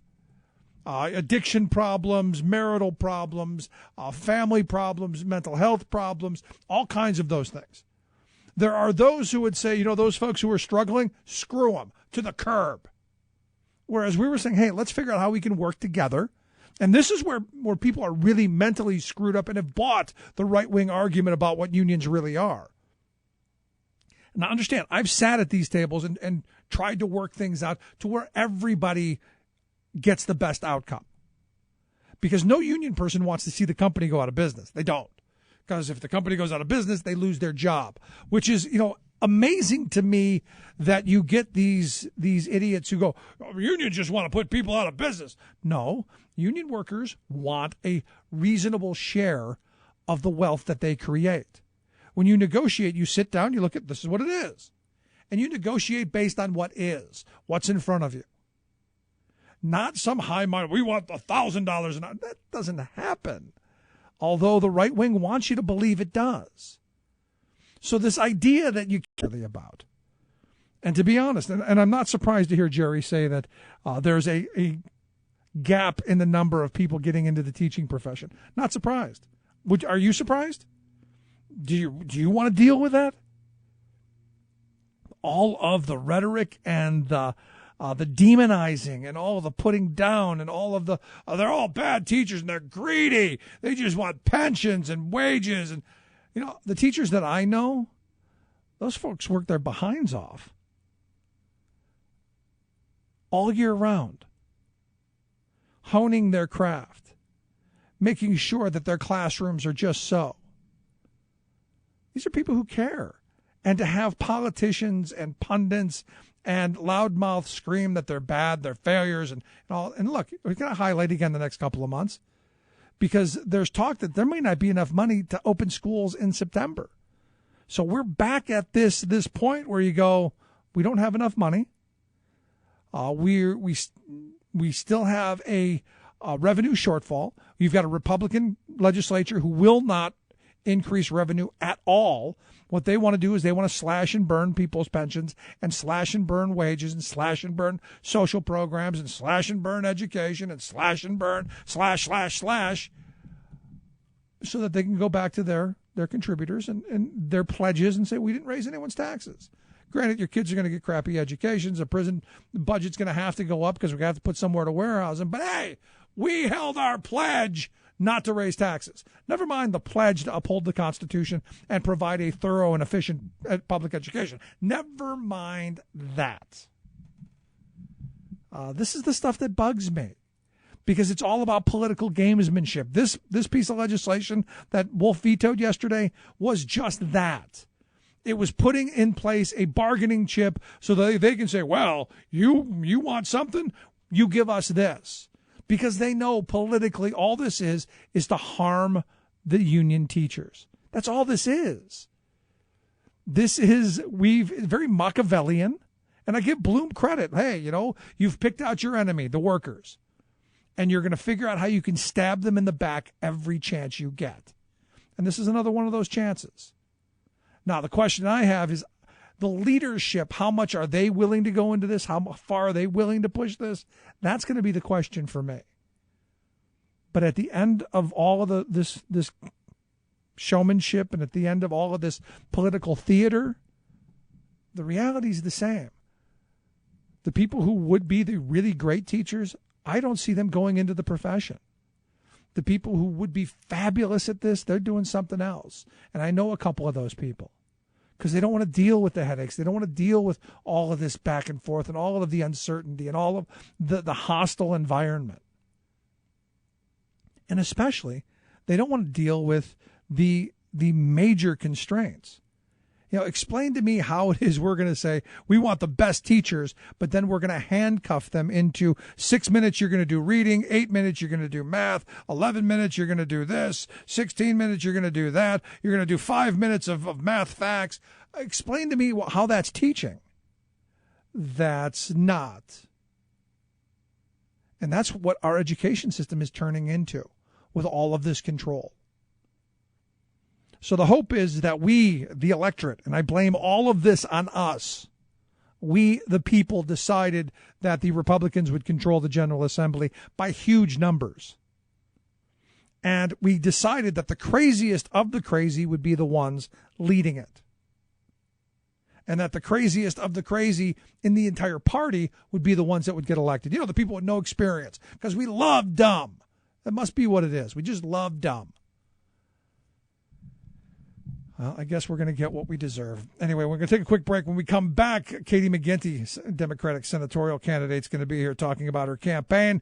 I'll focus a little bit on infrastructure now that we know the cause of the Amtrak 188 crash. We'll talk about some of that. Quick break. Right back. Stick around. Listen to the Rick Smith Show.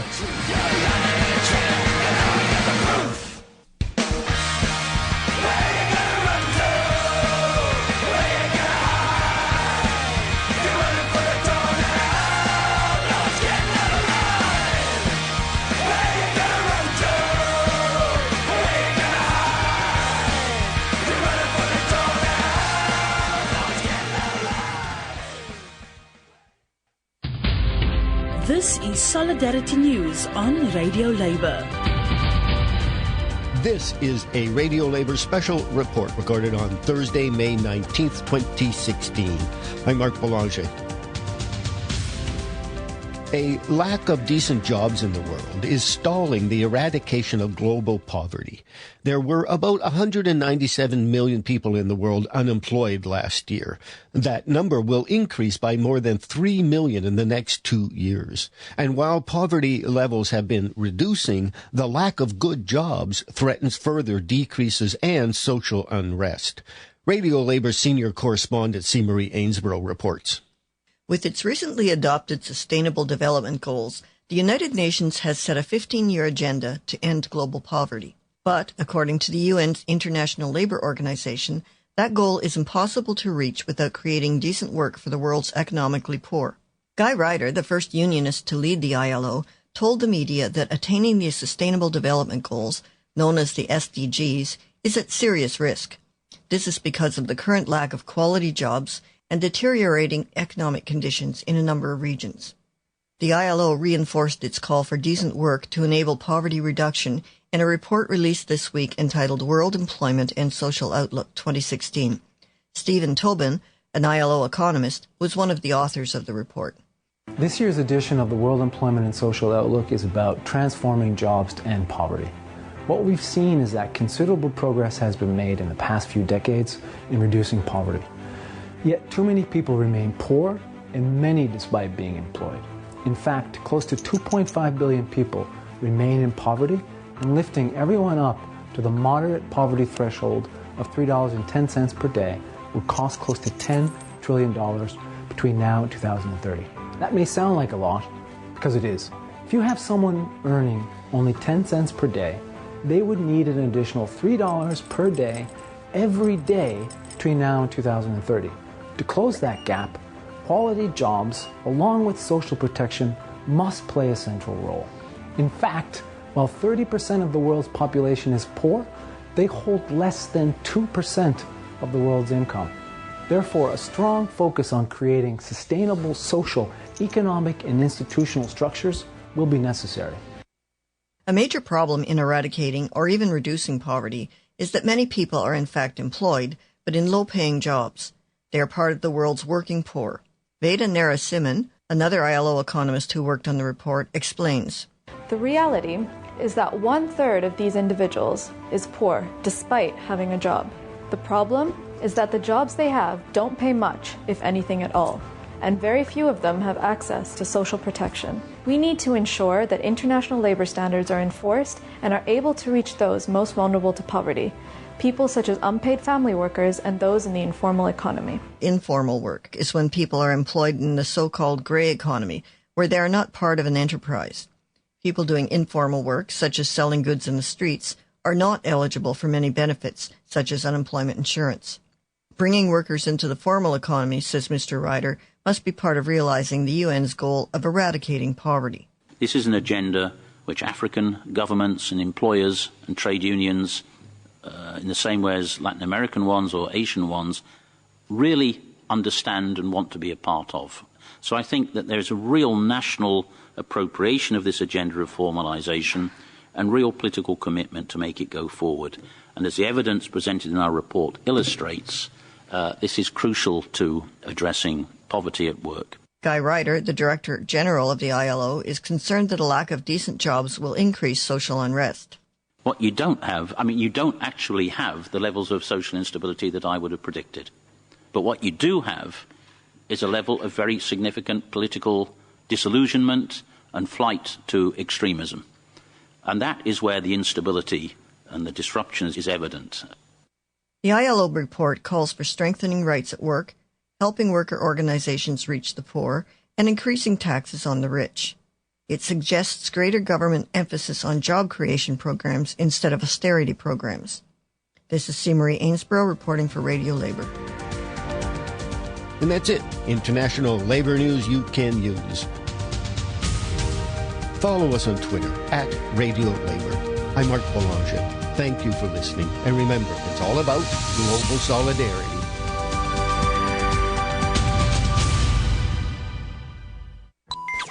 Rebuilding America. The Rick Smith Show.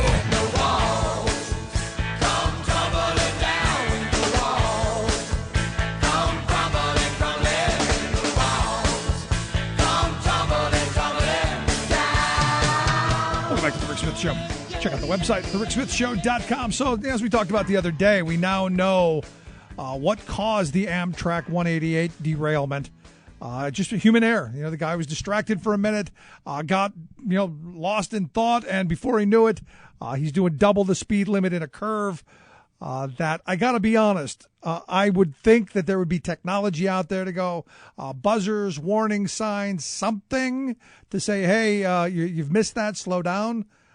And I know that there is. And there's also technology that would have slowed the train automatically. But again, it comes down to that lack of investment, and something I think we need to do. So here to talk a little bit about that, also her campaign, as she is now the Democratic nominee to run in the Senate against Pat Toomey in November. I've got Katie McGinty on the line. Katie, thanks for taking time for us. Rick, thanks for the opportunity, and thanks for that setup there. When human lives are lost, as we've seen twice now in the last year, just from train derailment, you'd think that would mean we'd all be on the same page that we have to invest in our infrastructure. Absolutely, but here's how this is spun. It was a human error. This guy did it. It's his fault. Everything else is fine. Excellent point, and we do know, as you said, that the technology is called PTC, Positive Train Control. It's one of the investments we can and should make. And I think our bigger point, and I know that you are always focusing on this, is let's create some good-paying jobs. If there's any other reason that we need it, well, look, right now we have job creation, but they're not good-paying jobs. In infrastructure, we put people to work. They're making a family-sustaining wage, and what are they doing? They are building the backbone that then further grows our economy. And what we see in the tragedies around Amtrak is what they also do is protect, preserve, and save human life. And I would just think that should be the makings of a bipartisan consensus. But, our own Pat Toomey has been one of the senators who just has resolutely opposed any action to improve our infrastructure, and in fact has proposed his own budgets that would cut the woefully lacking funds we have now, would cut them by 30%. I'm going to go a little bit out on a ledge here, and you're not coming with me. But I look at this tragedy that happened, perfectly avoidable. We have the technology. We could have done it. The people who died in this, the hundreds that were injured, I blame on a recalcitrant Republican leadership. People like Pat Toomey who've done nothing but attempt to starve and destroy public transportation and public investment. I mean, and this is all across the spectrum. This stuff has real consequences when you refuse to do your job. Yeah, well, don't we know? And this is a pattern where we've got, a Senator Toomey who won't do his job on the Supreme Court nomination, won't do his job in helping to find consensus on responsible investments in our infrastructure. We've seen it also in things like sanctuary cities that he's raised up as an issue. But the issue there is he's been one of these guys that has opposed bipartisan efforts to try to reach consensus on immigration reform. It's obstruction, obstruction, obstruction. We're losing economically. Our families are falling further behind. And, look, it's a real risk to public safety and public well-being now, and that's intolerable. Yeah, but the question that I often have is, when do we as the voters finally say we've had enough? I mean, I know people who think Pat Toomey is a middle-of-the-road guy, and because he seems like such a nice guy. He's always taking pictures with soldiers or policemen, because he takes a good picture, I guess. But on the votes that he casts, not so good. Well, I appreciate your highlighting that, and I would like to just elaborate on that a little bit. My family is a family that has seen the devastating effects of addiction. I know many families out there have. But when you talk about nice pictures and standing with people and holding public meetings, Senator Toomey does all of that on this issue of addiction and opioid issues and the death that we've seen from it. He's been all about that. But when the bills have come to vote for making sure there are the tools, the resources, so that families can actually take on addiction and have the tools they need to save lives, he's a no vote every time. On labor issues, let's be clear, this guy's got a near perfect voting record with the Koch brothers agenda. He's 96% in terms of hard right, anti-worker, anti-working family, anti-union agenda. And it's hurting us. We see what's happened. We've been hemorrhaging good manufacturing jobs. He's out there pushing this Pacific Trade Agreement that even the proponents of it, those who support it, say it will cost us tens of thousands of good jobs every year if we put it in place. This is not a guy who has had the backs of hardworking families. He's been about lots of photo ops, but the voting record is unmistakable. It's as out of the mainstream as you can get. Yeah. You listen to The Rick Smith Show with Katie McGinty. You want to check out the website, katiemcginty.com. We've got a link at thericksmithshow.com. Here's the thing, and I know you're out on the campaign trail. Everywhere I go, I see you because you're just out there working. The anger that we're seeing is very real. It's palpable, and I think you've hit on a couple of things. The trade agreements that are still being pushed, something that I think very real. And what I think voters want is they want someone who's going to stand up and fight for them and have their backs. Because I look at this Verizon strike, for instance. One of the key parts of this is Verizon wants to outsource 5,000 jobs to places like the Philippines. I think American workers are tired of that, Katie. Mm-hmm. Yeah, completely. Look, I fully understand how it is that people are angry and they're frustrated.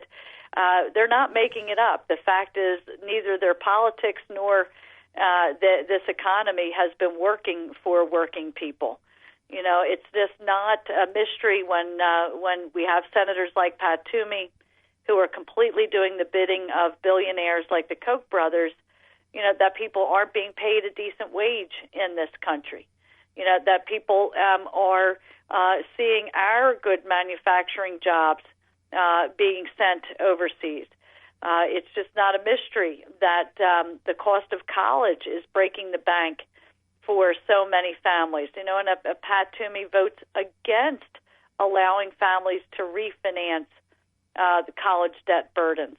Whether it's education, whether it is affordable health care, whether it is fighting to keep manufacturing jobs in our state and in our country, and whether it is common sense things like investing in our infrastructure. Pat Toomey is a no vote time and time again, with the result. Rick, it wasn't too long ago I saw another statistic that underscores how tough things are for families, and that statistic was that 75% of families in and around Philadelphia and Pennsylvania more broadly, 75% are making less today. They're making less today than they were even when the Great Recession was raging. I mean, That's going in the wrong direction. Absolutely. If the end of a recession means people are making less, clearly this economy is not working for working families. And the important part of that is the Republicans always point their finger at the president. But the reality is that you look at the people like Pat Toomey that he's had to deal with who have been staunchly opposed to anything he wants to do. And I look at this decision that the president has come out with, this regulatory change, which I think is long overdue, to put reward back to work and make sure that we're not just giving out titles and nameplates and that salaried employees are actually making a decent living. I look at the reaction that's come out of the Republicans saying this is the end of the economy. It's going to be devastating. It's horrible. The reality is this is just going back to somewhere close to where we used to be. Well, I mean, it's theft. It's what we've seen is theft. We've seen wage theft. We've seen people putting in the hours. And let's make no mistake, this is not about people expecting a handout. What I have seen in every part of this Commonwealth is families working as many and more hours as they can possibly work and find. It's just that they aren't getting paid for that work, and they find themselves slipping further and further behind. The stories are pretty legion out there as well, that when we talk about companies like Walmart, et cetera, that's where the real welfare is, right? Absolutely. Because you have their employees being paid so little that many of their employees have to rely still on food stamps or on Medicaid. And we wind up paying that tab, number one, so it's not fair to the taxpayer. But I would argue that it's not fair to the dignity and respect of the person that is putting in their 40 hours. We want to respect that person and make it so that anyone willing to put in that effort is able to provide for themselves and their families. And I hope and pray that the anger will be channeled in a direction that puts good people like Hillary Clinton into office, that puts people, hopefully, like yours truly, and reveals Pat Toomey for being against the working person, so that we can stop talking about it and actually get something done, Nice. Actually see our families able to prosper and our kids have a real shot again. Yeah, because, at the end of this, it's not so much about being against Pat Toomey, because I think everyone knows that he's not on the side of working people. It's about what Katie McGinty would do when she's in that seat. What kind of policies would you be advocating for? And the hope is that it would be, policies that would put reward back to work. To me, that's the number one thing. For me, it's about two kinds of things, Rick. It's one, giving people the tools they need to succeed, and two, creating good-paying jobs, put people back to work. And we know what the tools are. People need a decent education. We need job training and apprenticeship programs. College needs to be affordable. Healthcare needs to be affordable. And when you work your whole life, you've paid for Social Security and Medicare. It needs to be there for you. And in terms of putting people back to work, and let's just get going, for me, that's infrastructure and manufacturing. Let's rebuild our roads, our bridges. Let's not have another Flint, Michigan tragedy. Can't we put people to work ripping out the old lead pipe and build clean, modern infrastructure? Seems like a good idea to me. And in terms of manufacturing, I think it's baloney, this bill of goods we've been sold, that you only can compete in making things if you pay people a poverty-level salary. Germany has defied that and is the proof that that's not true. I think the future of manufacturing is skilled labor, not cheap labor, skilled labor plus technology, and we're on the cutting edge. Nobody should hold a candle to us in bringing those markets back and out-competing anybody else in the world. Amen. I'm with you there. The website, KatieMcGinty.com, if you want to check out more about the campaign. I'm sure you'll be back again early and often to talk about this, and I appreciate you taking a little time for us. Well, thanks for the opportunity. This is National Infrastructure Week, so I hope people will have their voices heard that we need to invest in our infrastructure. I'm certainly going to try my level best to see that we head in exactly that direction. Outstanding. Katie, thanks so much. Thank you. Again, KatieMcGinty.com is the website. Quick break, right back after this. Stick around. You're listening to The Rick Smith Show. We're working people. Come to talk. 10% of the people own 90% of the wealth. Where do you fit in? Take a look at yourself. 10% of the people own 90% of the wealth. where smart policy and sound investment matters. The Rick Smith Show. Have you had your minimum daily requirement of nanos today? Nanomaterials, that is, manufactured or natural substances that are broken down in high-tech facilities to be teensy-tiny molecule-sized particles. Don't look for them on the ingredient list of food packages because the big corporate processors of our edibles don't want us to know that their goodies include these minuscule, mysterious things that, when ingested, go to places in the body that regular foodstuffs don't directly enter, such as straight into your cells. There's been precious little research on the human health impacts of nanos, though studies have shown them having unpleasant effects on mice. Also, our food regulators have flatly and ominously said they don't have enough information even to evaluate the safety of nanomaterials. So why are they popping up in processed foodstuffs? No one is talking, except a few anonymous food manufacturers who express enthusiasm for the ability for the whatever they are to make processed foods seem creamier and to brighten food colors. A watchdog group called As You Sow sent a survey to 2,500 food manufacturers asking about their use of nanos. A whopping 26 responded, only 14 of which claimed not to use the things.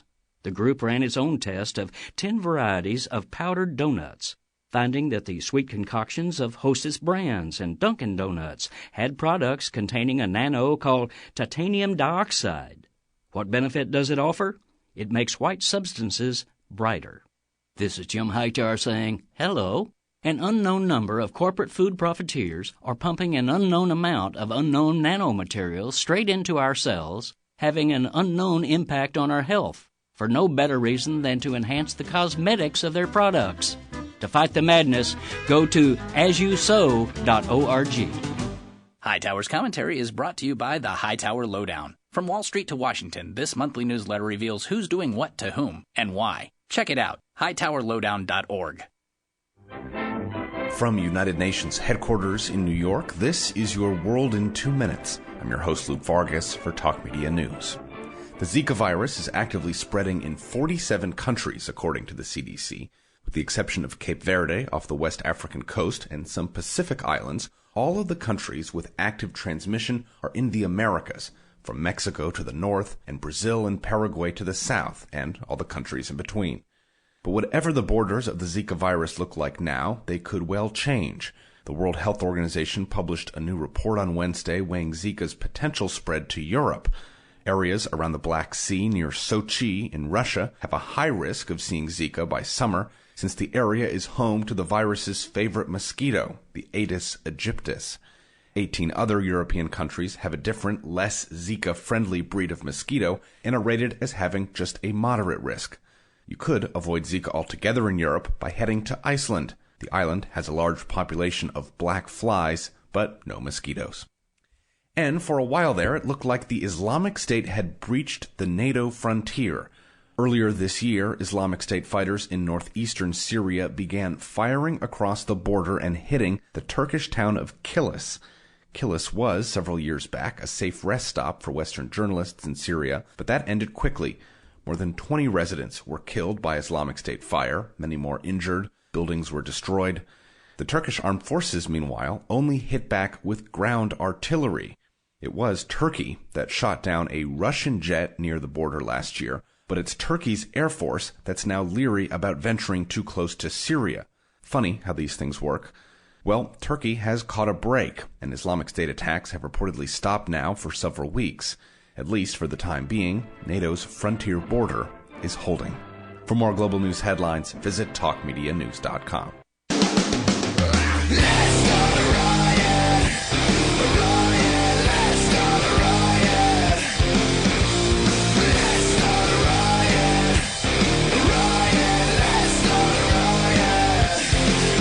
If we just did, I've been saying this for a while, if we just had the foresight, the vision, the thought, the political will, however you want to put it, to say, you know what, we've got so much that needs to be rebuilt. We've been living off the investments of the past for far too long. Interest rates are low. We can still borrow at really cheap rates. We could get people back to work, stimulate that economy, getting that snowball going so that you grow the economy outward and create more wealth. And all of those good things that happen when you, quote unquote, prime the pump and you get the economy moving. Lots of good stuff, really. I look at that as an opportunity to say, we need to replace all of our water system, all those water and sewer. Well, then you go, how do we get the pipes and the piping that we need? Well, create it. Seems like common sense. Jobs making the pipe, jobs laying the pipe, jobs digging the hole, jobs doing all of that stuff. Good investments for the next generation and beyond. Seems reasonable. And having industries here, and this is where our trade deals have really stabbed us in the back. We've been talking about for a very long time the loss of manufacturing, the loss of steel jobs, just really the loss of productive jobs over the last 20 years. And, you say, well, we lost all these jobs. We didn't really lose them. We know exactly where they are. They're in China. They're in low-wage countries. We know exactly where they go. Which is why, with the Verizon strike, we know where they want to move the jobs. They want to move them to Mexico, Dominican Republic, the Philippines. That's not hard to figure out. But China being the big culprit, you look at our trade deficit in goods with them, and it's enormous. So I see this story that China is going to continue to dump steel into the U.S. and around the world, because I don't know if you saw the report on Tuesday. The United States, had said we're going to impose duties of more than 500% on the Chinese cold-rolled flat steel. That's the stuff that they use to make car body panels with, and your washing machine and your dryers and all those things, and some construction stuff. It's the flat sheets, big sheets of steel. 500% tariff. You go, wow, it's nothing, really. And the Chinese are saying, fine, go ahead. We're just going to give a tax rebate to the manufacturers to keep exporting it because they're trying. I guess they claim they're trying to pare down the amount of steel that they produce. They want to take it down to much lower levels. They're trying to eliminate about 100 to 150 million tons of steel produced a year. Now understand, China is the largest producer of steel in the world. They produce far more than we. Really, far more than we do. In fact, what they want to cut is what we would produce in 5 years. That's how big this has gotten. So what they're saying is fine. You're going to close off the U.S. market. It's not going to harm the Chinese imports very much. It's just 2% of their total shipments. So not a big thing. And that the government there is going to continue to funnel something about 100 billion yen into the or yuan into the the laid off workers and that stuff, about $15 billion, as they try and get control of the production. What's interesting to me is that they're going to keep pushing and pushing and pushing because they've really destroyed the entire marketplace. Now the U.S. is saying, well, you're producing it far below what we could produce it for. You push just far below market value, and they're saying, no, we actually have really cheap labor. We have no environmental things that you have to deal with. We have almost no costs. So this is what happens when you have a situation where you're competing with a third world country. Where you're competing with desperation. And the question that I have, and maybe we have to figure this out to where, fine, is China now the producer of the world? Is this where we now have everything being produced from? Is this what we want? Now, understand, steel, something we use a lot of in military production. Are we going to rely on them in the case who knows what happens? This is what happens when you give your manufacturing away. For 100 years, we were the manufacturer of the world. That ain't happening anymore. These were choices that politicians made that we voted for. These were policy choices through trade agreements and incentives to companies moving overseas. And this is very serious. So when I look at someone like Trump who's saying, wow, we got to take on the Chinese, I'm going, I agree, but what would you do about it? You're the guy who has been doing an awful lot of making sure that you take advantage of those trade loopholes. I mean, it's kind of interesting to me.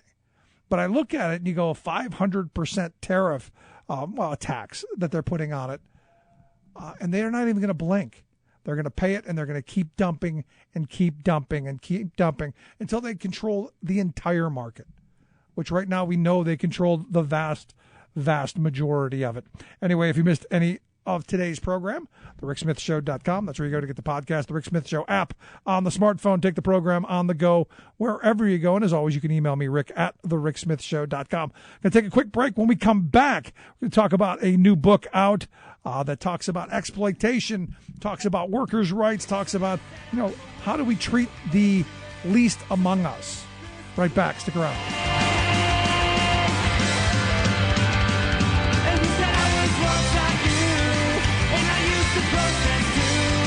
But the powers that be are too great to walk away from your rebel faith.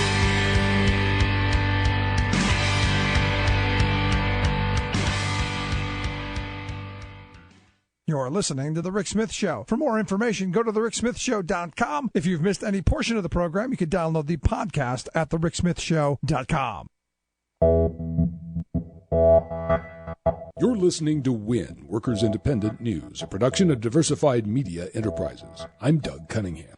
A new labor rule expanding overtime pay to 4.2 million workers has been finalized by the U.S. Labor Department.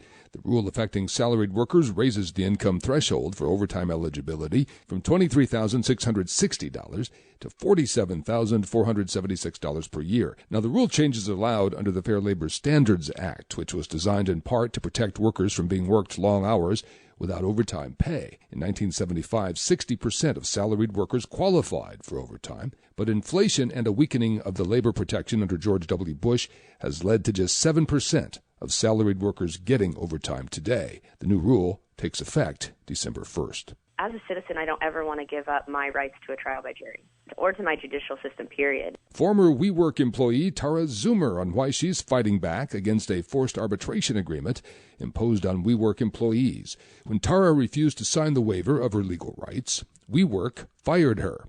So she's fighting that firing and other alleged violations of labor law by WeWork. She says she is determined to do all she can to continue to fight to assert her labor rights and her right to recourse in the judicial system. By signing this, you're giving away your ability to fight back later, really. And this is just a privatization of the court system, ultimately, which is terrifying words to put together and say. But that's really what's happening out there. So I urge everyone to just fight back and stand up for yourself. Also talk to each other. It's really important. I've found there are still other employees that I'm still helping that are former employees from this company as well, and we've done it together. Forcing employees to sign arbitration agreements, waiving their rights to class action lawsuits and other judicial due process is emerging as a huge issue for workers.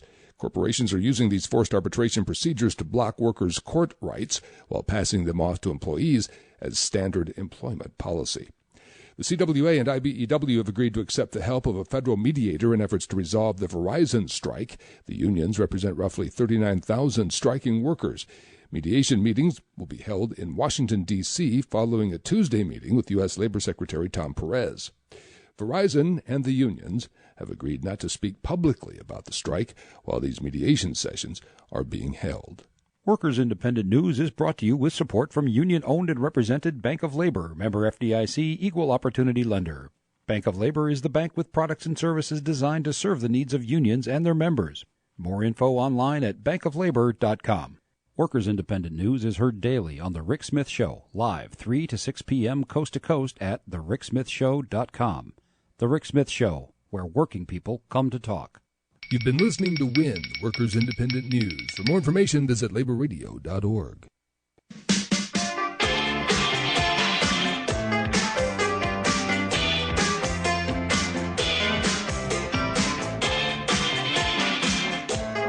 Welcome back to The Rick Smith Show.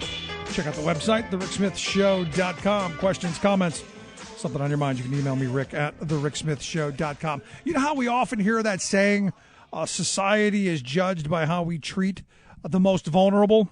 Well, my next guest is the guy who wrote the book I've been reading, and I got to be honest, I'm hard to say I enjoy it, but it's angering and it's frustrating, and another example of us falling down on the job, which is why I've got Dan Barry here. He is the author of Boys in the Bunkhouse, Servitude and Salvation in the Heartland.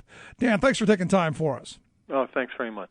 So I'm going through this book of this horrible story of exploitation of people with mental illness, and I'm angry and I'm frustrated. But the part that really ticks me off is we knew about this for 30 years before anything got done. That's true. So I'll be glad to go into a little bit of the background with you, like that. Yeah, absolutely. No, I just wanted to get that outrage out first because I understand. So, I share your outrage. So who are the boys in the bunkhouse, and how did you hear about it? Sure. So in the 60s and 70s, there were young men living in state institutions in Texas. They're called state schools, and they were for people with intellectual disability, not mental illness, but intellectual disability. What in a long time ago would be termed, retardation. Okay. And the young men, and that word's rightly fallen out of favor. So these men were in these institutions, and the thought was to get them out of the institutions and learn them a trade, and then they could be tax-paying members of society. So they were removed and brought to a ranch and taught a skill. The skill they were taught, though, was how to catch turkeys, which is a lousy, crappy job. Then after doing that for a couple of years, they were subcontracted out effectively. They were put into teams, and they were subcontracted out to 3 or 4 states in the country, including Iowa, Illinois, and South Carolina. And they were put into buildings near turkey processing plants or meat processing plants. And these men, the ones that I've written about, went to Atalissa, Iowa, okay? And they lived in an old schoolhouse that was converted into kind of a bunkhouse. And then every morning at around 3:30, they'd be woken up and they'd be bussed to a turkey processing plant. And their jobs were in a building with some very horrible jobs, very difficult jobs. They had the worst jobs in that building. They had to get the live turkeys out of the crates. And turkeys don't like to be touched. Right. Flipped upside down, hung on shackles, and then after the birds sweep into the plant and are stunned and killed and then bled out, these men had to defeather the birds and then had to eviscerate them. They had to pull the guts. It was called pulling the craws out of the insides of the poultry. And so they did this for 30 or 40 years every day. And in 1974, when this program began, they were being paid $65 a month, plus room and board and in-kind services, which meant, they might go to Walmart, or they might go camping for a weekend, or they might go to an amusement park, and if they had, any kind of medical needs, maybe that would be covered. So $65 a month, room, board, and in-kind services. And then in 2009, when this arrangement finally kind of blew up, they were still making $65 a month plus room and board and in-kind services. Wow! And as I'm reading through this, I'm going, the good intention of we want to get people skills, we want to make them feel useful and productive, has turned into the good idea into something horribly exploitative and obviously forgotten. Right, and it was so there was an allowance here. In the Fair Labor and Standards Act of the late 1930s, there's an allowance for this, and I think it is rooted in trying to help World War I veterans who had disabilities get back into the workforce. But so the idea is that Rick Smith is 100%. He's non-disabled. He works at this pace. Dan Barry has an intellectual disability. He can only work at 70 or 60% of what Rick works, so he should be paid 60 or 70% of what Rick is paid. Okay? The problem with that is that it's ripe for exploitation, and certainly that happened in this case because these men were quite proficient at what they did. As a matter of fact, when they left the jobs in 2009 when the game was up, they trained their non-disabled workers how to do the job, yet they were being paid, a small fraction of what the non-disabled workers were being paid. Well, not just a small fraction. I mean, we're talking pennies compared to minimum wage. Sure. $65 a week when the minimum wage in 2009 was $65 a month. A month. Yeah. Wow.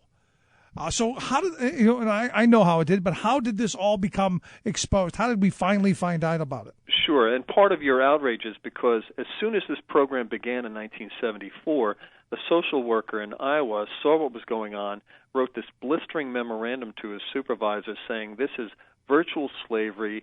This stands against everything that we push for. In other words, human rights, integration, basic civil rights and dignity for people with intellectual disability, and this is an abomination and it should be stopped.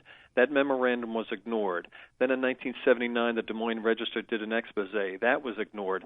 Then over the years, the Department of Labor and various social service agencies would drop in based on dimes being dropped, and nothing effectively would happen. The system continued.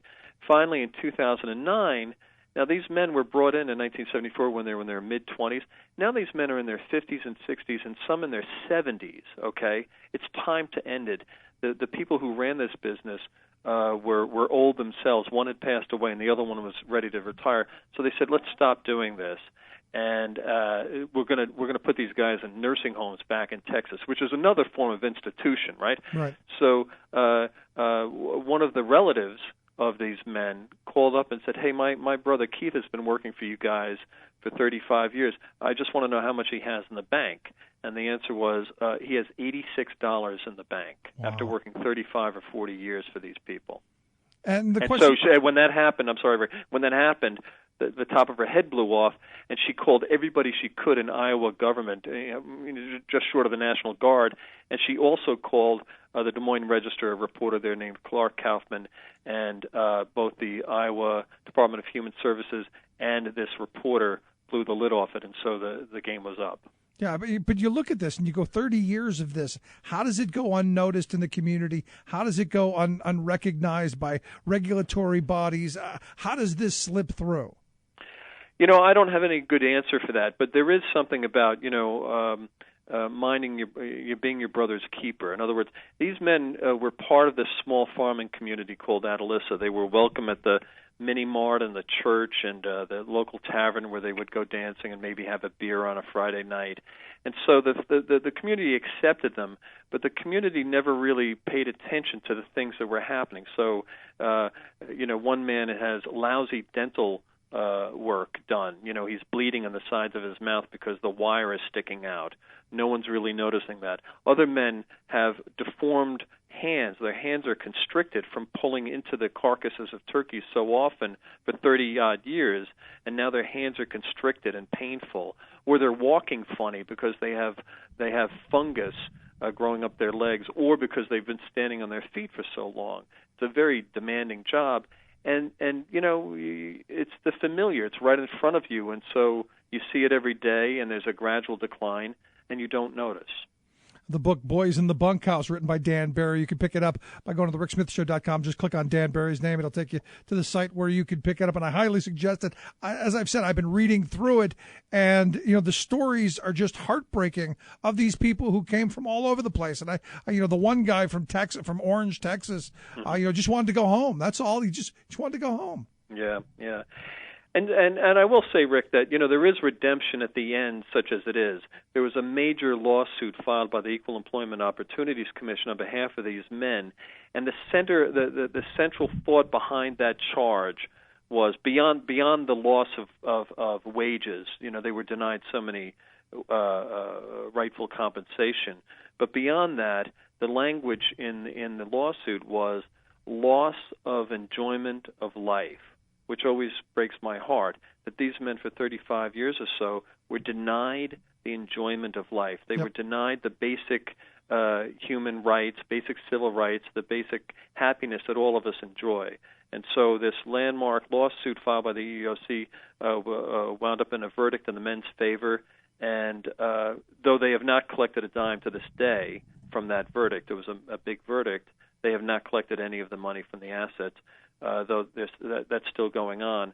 But these men, 4 of them have died, 28 are still around, And now, they live in communities like yours and mine, and some of them live independently. You might see them at the supermarket, or you might see them at church, or you might see them, at a karaoke lounge or something. They're living the lives that were denied to them for so long.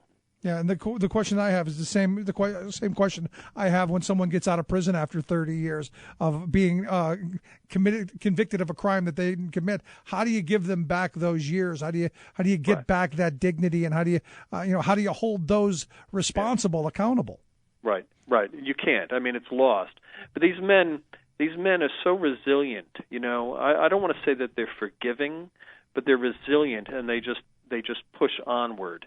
Do you know what I mean? Okay, that happened to me. I'm not going to affect my day today. It's already happened to me. I know what happened to me. A lot of these men had post-traumatic stress. They were diagnosed with that. A lot of them had physical ailments that took a long time to address. But, okay, let's move on. It's really a story of the human condition and really triumphing over it. But still, I go back to, and you never want to have this stuff kind of happen again. And, I look at Iowa, and, I know former Senator Harkin there. His brother had disabilities that he used to talk about all the time. It's hard to believe something like this would happen in a state right under his nose. Well, Iowa has always been progressive in championing the rights of people with disability, and Tom Harkin has been right up front, along with Ted Kennedy, in fighting for disability rights. And so when this broke, when it became statewide news, I think there was statewide mortification and humiliation, and Tom Harkin was almost speechless and was very upset. And he and the governor said effectively that the state of Iowa had so deeply failed these men. Yeah, I mean, I look at this, and it's heartbreaking. Now, anything that when you were interviewing these folks, anything that sticks out in your mind that you go, I can't believe that actually happened to someone, other than all of it? I beg your pardon. Yeah, all of it. Here's just a typical thing. So these men are adult men. Okay, yet they were treated like children. That's why they were called boys. There's a condescension that we apply to people with intellectual disability. Unfortunately, that's what was happening to these men. So when they were thought to not be working hard enough on the assembly line, and they worked on assembly lines, lousy jobs, standing on their feet all day long. If they were thought to not be working fast enough, if they weren't hitting the numbers like 20,000 turkeys a day, they would be denied these small moments of pleasure. On the way home, they were not allowed to get out of the van to go into the mini mart and get a Mountain Dew or some tobacco. They weren't allowed. No, Henry, you have to stay in the van. I mean, it's a grown man. He's being told he can't get out of the van to go get a soda. And then when they went home, if they were thought not to have worked hard enough, they were not allowed to watch television, or they were made to go outside and pull weeds, and they might get kicked in the ass, or they might get slapped upside the head. So the whole thing, that whole dynamic is what upsets me the most. Yeah, I mean, as someone who's a labor person who believes that we should be unionizing all of these workplaces, having that kind of an exploitable employee in a place who historically has been one of those places that exploitation and abuse and all of that is prevalent, that kind of stuff upsets me. Yeah. And, here's another thought, Rick. As I was reporting it and I got to know it, it felt as though I was writing about something from 1850, or at the latest, some corner of the difficult 1930s during the Depression, a la Grapes of Wrath or something like that. But my God, this was happening in 2009. And then, as I was writing the story for it for the New York Times, I work at the New York Times, and the book grew out of a story I wrote 2 years ago. After that story ran, some social workers said, hey, it ain't over. It's still going on. I said, no, it can't be. And they pointed me to South Carolina, Newberry, South Carolina, because one of the men had a brother who also had intellectual disability. And remember I told you that some went to Illinois, some went to Iowa, and some went to South Carolina? Well, there were two brothers. One went to Iowa, and the other one went to South Carolina, so they were separated, wouldn't see each other for decades on the whim of a company. And I went to South Carolina basically not believing it was still existing. And there was Leroy Jones, living in a lousy, squalid bunkhouse across the street from a turkey processing plant, and his job was to pick up the DOAs. His job was to pick up the turkeys that arrived in those trucks dead on arrival. He would sweep them up. So that was his job, and that was in 2014. I got to tell you, you're making me not want to ever eat turkey again. Oh, I know. Happy Thanksgiving. I know. But the sad thing is when you talk about labor conditions in this country, these stories are still happening. So when I hear people tell me, well, unions are something we needed 100 years ago and they're so outdated. I mean, the fact that you're saying this is happening today and not in a Steinbeck novel and not 100 years ago tells me there's still work to be done. Yeah, there was a story a friend of mine sent me a story just the other day, and I can't remember where it was. It was in the Midwest, where a bunch of poultry plant workers were not allowed to leave the assembly line, even to use a lavatory. They're wearing diapers. They were relieving themselves while on the assembly line. They had no other choice. It is horrible, horrible stuff. But the book, I give you credit for, good stuff, good read. I'm looking forward to the end of it. But I would, moreover than that, I'm looking forward to the end of these kind of books, Dan. Yeah, no, I understand. There is some redemption at the end, Rick, because these guys do seize the day, now. So there is that. There is that. And there's a hope that they'll get some compensation. But no matter what the compensation, I guarantee you it's not enough. Absolutely not enough. Not 30 years. Boys in the Bunkhouse, Servitude and Salvation in the Heartland, written by Dan Barry. We've got a link at thericksmithshow.com of how you can pick it up. But Dan, I appreciate the time. Thank you for coming and talking to us. I really look forward to the end of the book. All right, Rick. Thanks so much for having me. Good talking with you. Let's take a quick break. Right back. Stick around. Listen to The Rick Smith Show. We're working people. Come to talk. One thing to remember when you're climbing to the top, you'd better know the way back down. I can't believe you'd really stumble, and I always knew you'd fall. It seems so easy to say I knew you when I'd rather it was not at all.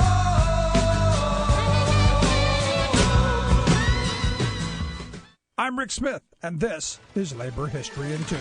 On this day in labor history, the year was 1989. That was the day that black author and Marxist theorist C.L.R. James passed away. James was born in Trinidad, at the time a Caribbean colony that was part of the British Empire. His father was a school teacher. James became a leading intellectual on the subject of black liberation. His most famous work, The Black Jacobins, tells the story of the 1791 Haitian Revolution, when enslaved black Haitians successfully overthrew French colonial rule. James was a frequent contributor to Labor Action, a Marxist journal produced in New York from 1940 to 1958. He wrote about the struggles of black workers. He often penned fiery language. For example, in 1941, James wrote an article imploring black workers not to cross the picket line during a strike against the Ford Motor Company in Detroit. Ford had a reputation of hiring black workers at a time when many employers discriminated in their employment practices. But James warned his readers that the Ford Company was no friend to the worker and that the company was attempting to use race to keep its workforce divided. James wrote, quote, "Ford is one of the most dangerous enemies of labor who exist in this country. This enemy of society has been laying a train of race hatred in Detroit and is now about to touch it off. The organized working class movement and the Negroes will have to fight hard and long to check and frustrate and defeat this sinister plot. This will be no easy fight."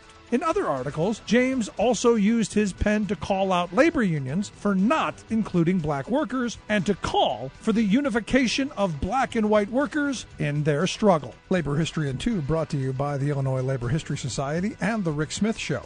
For more information, go to laborhistoryin2.com. This is the Media Matters Minute. I'm Coleman Lowndes. The Fox News PR machine's latest attempt to brand host Megyn Kelly as an independent rising star with a reputation for asking tough questions fell short as her primetime interview with Donald Trump was criticized by media critics as fluff. New York Times TV critic James Ponier-Wozik tweeted, quote, "It's not fair to say Megyn Kelly threw Trump softballs. That would imply her questions were substantive, but soft. All she threw was air balls." And CNN analyst Bill Carter tweeted, quote, "If it had been any softer, it would have come on a cone with a swirl." Kelly also chose to not confront Trump's offensive Twitter comments about her after she challenged him during a Fox News debate in August of last year. The Washington Post's Eric Wemple tweeted, quote, "So now Kelly is yucking it up with Trump about his hate tweeting? Am I really seeing this?" Wemple called it, quote, "downright scandalous that Kelly avoided the issue, instead choosing to promote her upcoming book, which she claimed will have more details about her experience with Trump. For more on this and other stories, please visit MediaMatters.org. Chances are, when you took a shower this morning, an AFSCME member made sure that water was clean. When you drove to work, an AFSCME member maintained the road. When you rode an elevator, an AFSCME member inspected it. I'm David Philman, Executive Director of AFSCME Council 13, the American Federation of State, County, and Municipal Employees. AFSCME members enforce regulations, keep prisoners behind bars, take care of patients, protect the environment, and more. The work isn't glamorous, the salaries aren't high, but AFSCME members serve the public in every aspect of our daily lives. Chances are, you'll never see that AFSCME member working in a sewage plant, diving underwater to repair a bridge, or answering a 911 call. But aren't you glad they do? For more information, visit AFSCME13.org. We are AFSCME. We make Pennsylvania happy! Just a day job, but someone's got to do. It's kinda hard when everyone looks up to you. Try to make it look easy, gonna make it look good, like anybody would. I'm just your average, ordinary, everyday superhero, trying to save the world. Welcome back to the Rick Smith Show. Check out the website, thericksmithshow.com. You know, I'm looking at this book, and I got to be honest with you, as I've been reading through it, I thought it was 100 years ago. I did. As I'm reading through this, in fact, the beginning of it talks about, this social worker who gets a call and says, hey, you might want to check this out. And, she drives out and she just finds this horrible old abandoned school where these people have, staked out places to live. And there's, someone there who is the overtaker, the overseer, the master, if you will. And just the horrible conditions under which these people live and work. And as he said, look, this was, 1979. They find this out and it continues to go on. And it's what we've done. Really, it's the kind of exploitation that goes on in these kind of industries that we keep turning our heads and keep looking away from because, if you're desperate enough, understand this is the world that can be if the Republicans get their way. And I know you're bringing it back to politics. Yes, it's the policies of not having the oversight, of not funding regulatory bodies to make sure this stuff doesn't happen. It's allowing unions to organize so that they don't let those guys get screwed over like that. Because like Dan Barry said, look, these guys trained their replacements. If they were worth $65 a month, really? What kind of an incentive is it for a company to go, hey, we can hire some guy who's got some mental disabilities and all we got to do is find him a shack to live in, $65 a month? When you're talking about, you're talking about what, about $800 a year tops? You want to talk about below the poverty line? I don't know how you can look at stories like this. And I wanted to have more time to read the whole book before I had him scheduled and just a whole bunch of craziness. But it's, it's one of those things where you go, my goodness, in this day and age, this kind of stuff still goes on. And the answer is yes. So for me, when I have those people say, well, unions are something we needed 100 years ago. No, that shows us today. And it shows us how close it is that we could be back there tomorrow. How fast we can lose what little right we have. Part of the reason I keep bringing up the fact that, just back in the late 80s when I started working, I was making $15 an hour throwing boxes on a shipping dock. And they don't make that today. in actual dollars, dollar for dollar.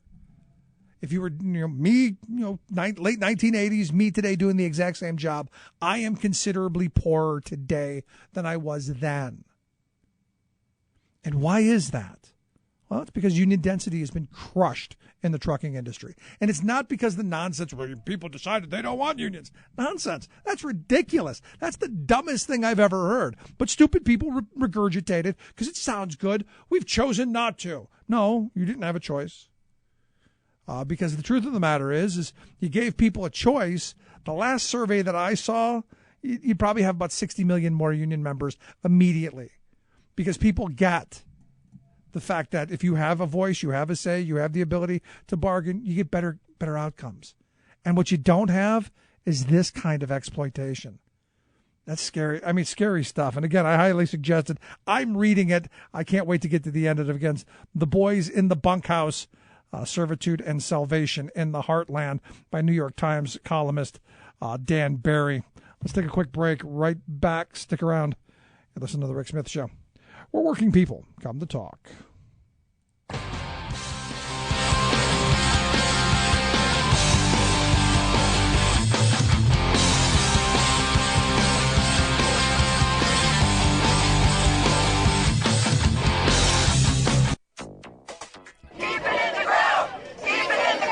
Global protests for action on climate change receive no coverage in the corporate media. Obama's EPA issues new rules to cut the methane. Shell Oil gives the Gulf of Mexico another spill. A win for whales. Plus, stop me if this sounds familiar. April 2016 was the hottest April ever recorded. How could I stop you if you didn't tell me what it was until after you said stop me if it sounds... Anyway, all of those stories and more straight ahead. From BradBlog.com, I'm Brad Friedman. And I'm Desi Doyen. Stand by for 6 minutes of independent green news, politics, analysis, and snarky comment. Oh, your asthma means it's working. Yep. This is your Green News Report.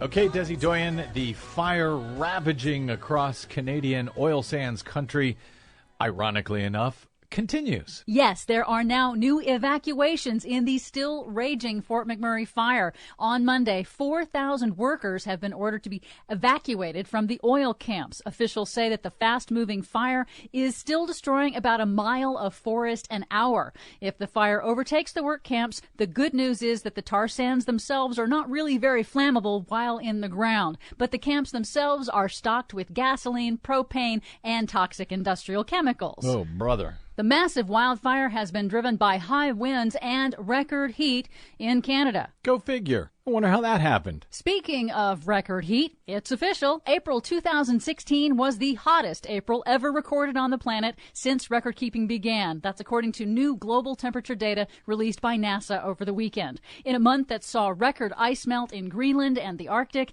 April also broke the record for record-breaking. It was the third month in a row to break the previous record by the largest margin ever recorded. This is amazing. Every single month now, month after month after month, is a record hot month. That's right. Following year after year, and now third year in a row, probably on track to be the hottest year ever recorded on planet Earth. Yes, to be specific, the last 12 months in a row have each been the hottest of that month ever registered. And you're right, 2016 right now is all but certain to be the hottest year on record, meaning that the last 3 successive hottest years in a row were all records, and that has never happened before in human history. Well, that can't be, because Trump told me. All of this with the global warming and that, a lot of it's a hoax. It's a hoax. I mean, it's a money-making industry, okay?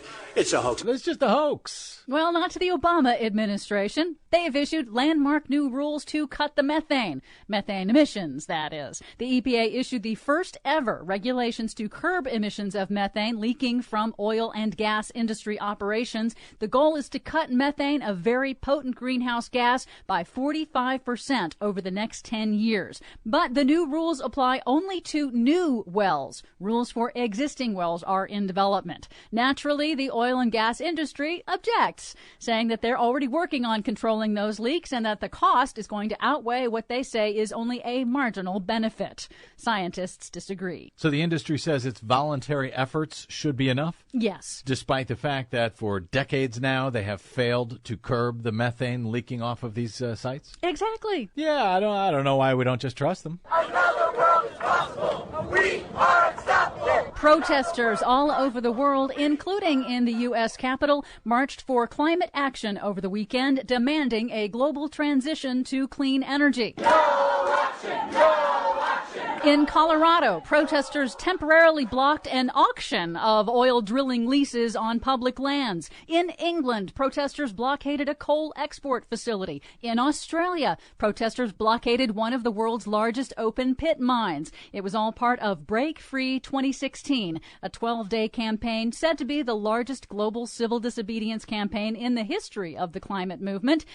Demonstrations occurred all over the world, but at least here in the U.S., very little coverage in the corporate media. I saw no coverage in the corporate media. Again. But maybe you heard about this one. Shell Oil says it's making progress on cleaning up an estimated 90,000 gallons of oil that spilled in the Gulf of Mexico on Friday, about 100 miles south of the Louisiana coast. Shell says that the slick will not impact the shoreline or commercial fisheries. Of course they do. Finally, a win for whales, at least whales around Hawaii. A federal judge has ordered the U.S. Navy to halt harmful high-intensity sonar used in training exercises in certain areas where whales are known to migrate and breed. Studies have shown that high-intensity sonar can cause damage to marine animals' ears, making them bleed, and is linked to mass strandings and lower breeding rates of certain species. Thanks to that federal judge. And thank you, Desi Doyen, for much more on all of these stories and the ones we couldn't get to today. Check out our website at greennews.bradblog.com. Don't forget you can download our reports anytime via Stitcher, TuneIn, or iTunes. Find us and follow us on the Facebooks and the Twitters at Green News Report. From bradblog.com, I'm Brad Friedman. And I'm Desi Doyen. And this has been your Green News Report.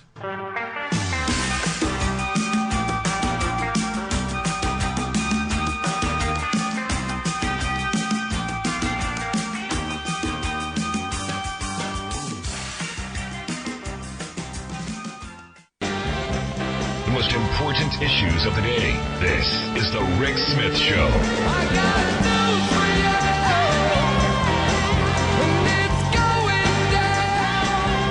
File this one under anyone can have a child or be a step-parent, but you need a license to get a dog. Texas guy charged with murder after he allegedly shot and killed his 3-year-old stepson. Evidently, the kid wouldn't stop jumping on the bed. So the thought that goes through the 18-year-old mind of the stepfather is, I'll point my loaded gun at the 3-year-old, and the 3-year-old will understand and stop jumping. He claims the gun accidentally went off and killed the 3-year-old.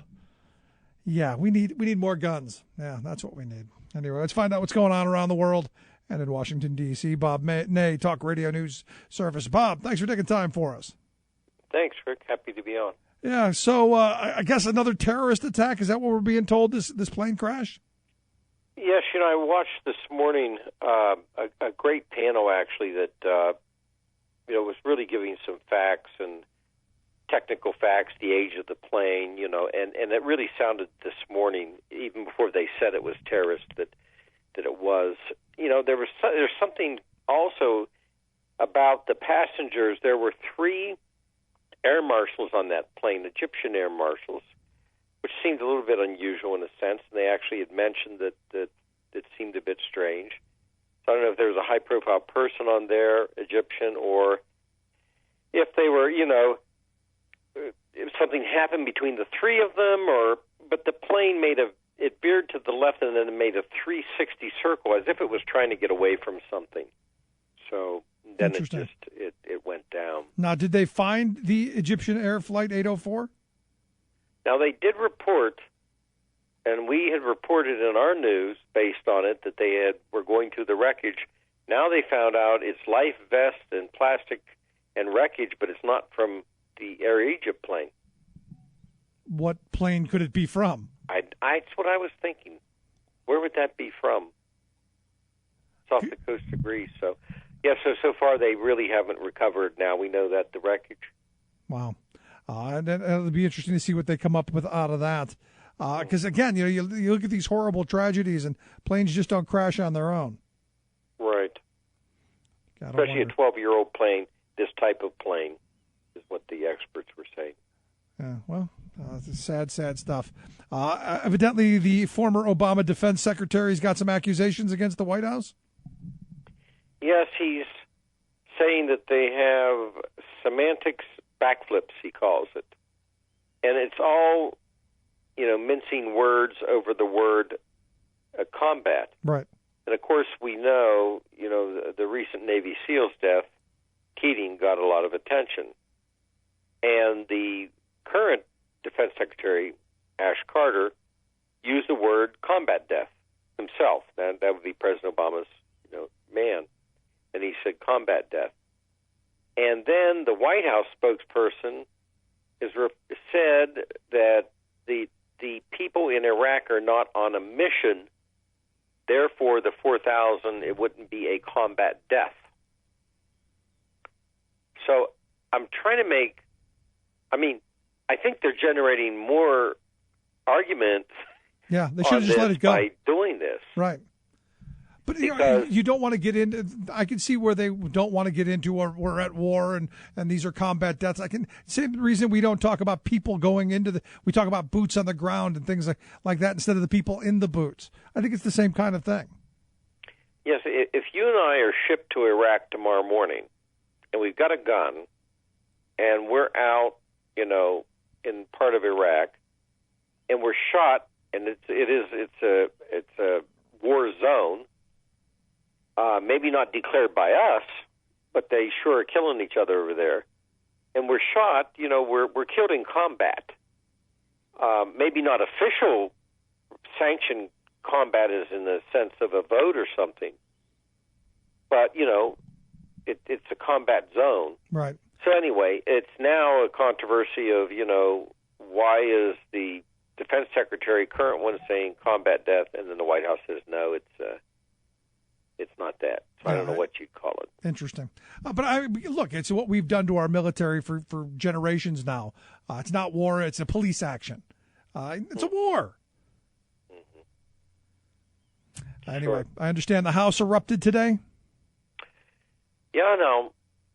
This one I've been trying to dig into because as a former member, I'm real curious about this beyond just the issue. LBGT rights are the issue because in the defense bill, the Republicans put an amendment, and that amendment basically didn't say it was going to undo LGBT rights, but it said it was going to allow for religious freedom, which means an entity receiving federal money doesn't have to follow federal law, which would be the 1964 Civil Rights Act. So you could, not hire somebody because they're gay or not hire somebody, I think, because they're black under my view of this. So the Democratic side knew that they would have the votes. There were enough Republicans that, didn't like it. So they put it up for a vote on the floor of the House, and it passed to the Democrat side to remove it. It was a floor amendment to remove it. And I just want to explain this real fast. The voting board at the floor of the House lights up. You push red, green, or yellow. If it's yellow, you're abstaining. If it's a green vote, you voted yes, and a red vote, you voted no. And it's right next to your name. If you go on the floor of the House, it's a great big voting board, right, all lit up. So they lit the board up to vote, and you have a 15-minute vote. Now, Rick, after 10 minutes of voting, or the first 10 minutes of voting, you can change your vote back and forth every 10 seconds if you want. Vote yes, vote no, vote yes, vote no. You could change it. After 10 minutes, Rick, you can't change that vote unless you go down in front of the membership into what's called the well in the front, pick up a red or green card, and sign your name to it. It's the only way you can change it. Right. Then they have to announce Mr. Ney of Ohio changes from yes to no. Mr. Smith of Pennsylvania changes from no to yes. You see, whatever. Right. So that if you're not up on the board, we're gonna make you the center of this. I get it. Yeah, because if you've changed your vote after 10 minutes, you're going to change it by writing it. Well, the Democratic side started to clap. You know, they passed their amendment, and all of a sudden, the vote changed, and they lost. So Steny Hoyer says he's going to track it down because he said, I didn't see anybody go to the well. Now, that tells me that after 10 minutes, the Democratic side had enough votes to kill that provision. And I don't know if they electronically allowed members to vote beyond the 10 minutes instead of going down to the well. See, going down to the well would have highlighted them. Right. Oh, it was Smith of Pennsylvania or Aneo of Ohio that changed their vote. We don't know now who changed their vote. Wow. Yeah, it's breaking the rules of the House, basically. That's the big deal that I picked up on the story. Besides the issue of LGBT. Are we surprised? Well, I don't know why. Well, this one does, because the electronic voting system is like, okay, you've got to go down and sign your card. This one's freaky. This one even shocked me that they would break that rule, of the 10-minute rule. Nothing. I mean, I think bringing this topic up is kind of absolutely ridiculous. Agreed. Republicans, the average Republican out there, if you look at statistics, is not going to say, "Oh, that's great. Now we can go discriminate." Yeah, but don't you think this is it's creating those wedge issues and creating that division so that you keep stoking your base? It's really more about political theater than it's really about actually passing legislation. Well, yes, but on this issue, the base, the majority of the base, Republican base of Republicans, has changed on this issue. You know what I'm saying? So they are really zoning in on a certain element in the base.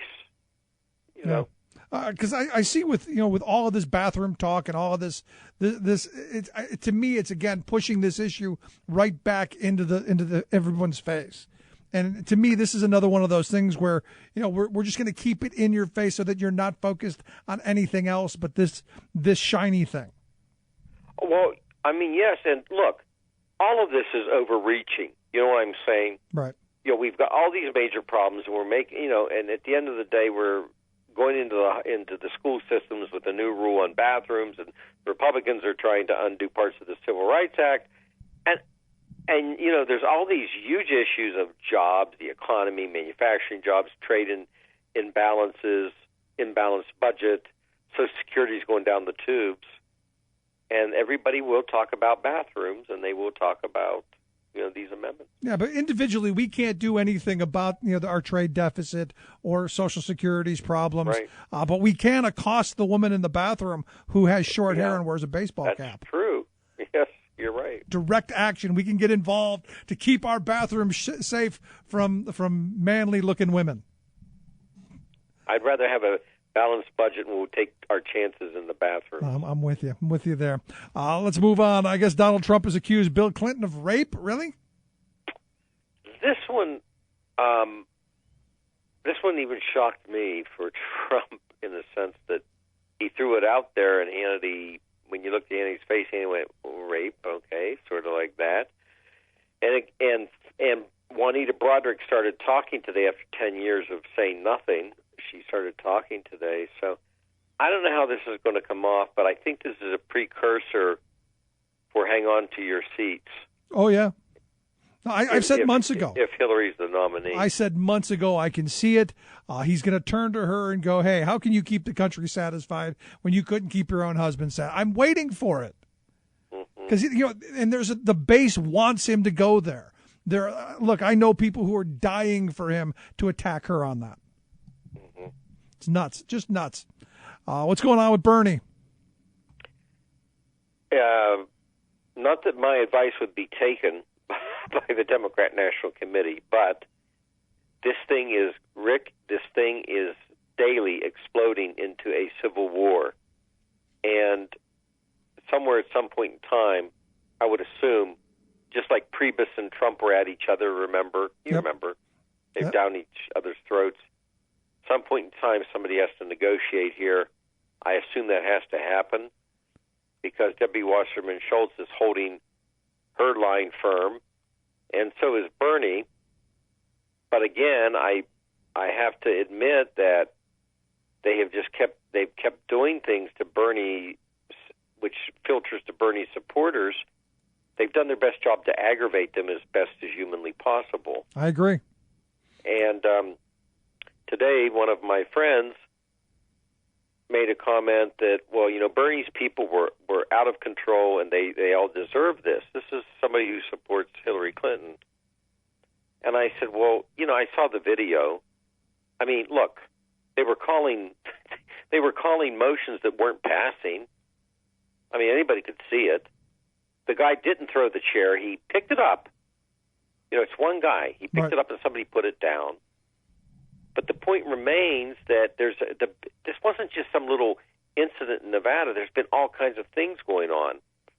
And so I think that the Democratic National Committee has to do what Priebus finally did on the Republican side and kind of, back off and let the Democratic people make their choice. Exactly. Now you've worked with Wasserman Schultz, right? I mean, you know her, right? Oh yeah, and Bernie, yes. I mean, is she as much an idiot as she seems doing this?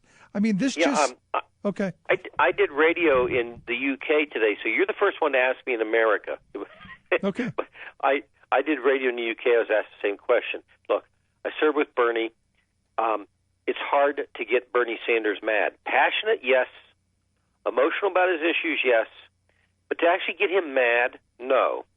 Debbie Wasserman Schultz, you can get her mad by saying, hi, how are you?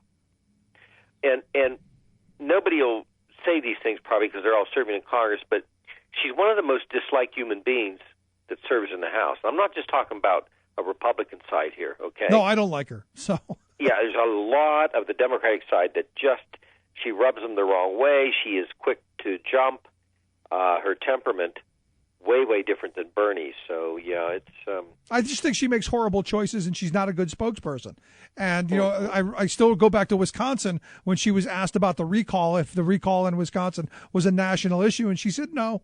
I'm going, really? It's not a national issue? It is the national issue. You don't belong anywhere near the head of the Democratic Party, which is why, there's part of me that goes, look, I'm not a really big Democrat. There's part of me going, independence seems a lot closer than we realize. And finally, the Trump has released his SCOTUS picks, huh? Yes, it's very funny. He did this to make the right wing satisfied, right? The conservatives. And then after he announced them, then he used one word. Here's my picks, and I would consider picking from them. Consider picking. So the right wingers went, what? I thought you were going to pick one from here. But he released a group of people. Now, if he can't get the conservatives after this, then I honestly don't know what does do it. And if he wants a general election, he can't keep fighting primary issues. Right. No, you're absolutely right. I have to assume this is the end of it. Now, if he goes down that path of trying to satisfy them by picking cabinet members, he'll just destroy himself because he'll pick people and the press will pick him apart. Absolutely. For Supreme Court, if I were him, I would have put out like Simon Cowell. I'm not telling you who I'm going to pick until it's actually my time to do it. Give me one of the American Idol judges. They're out of work now. Right. Because I think that's where he would go anyway. But anyway, Bob, great talking with you, man. Appreciate the time. You too. Thank you. Always good talking with you, Bob Ney, Talk Media News Service. Quick break. Right back. Stick around.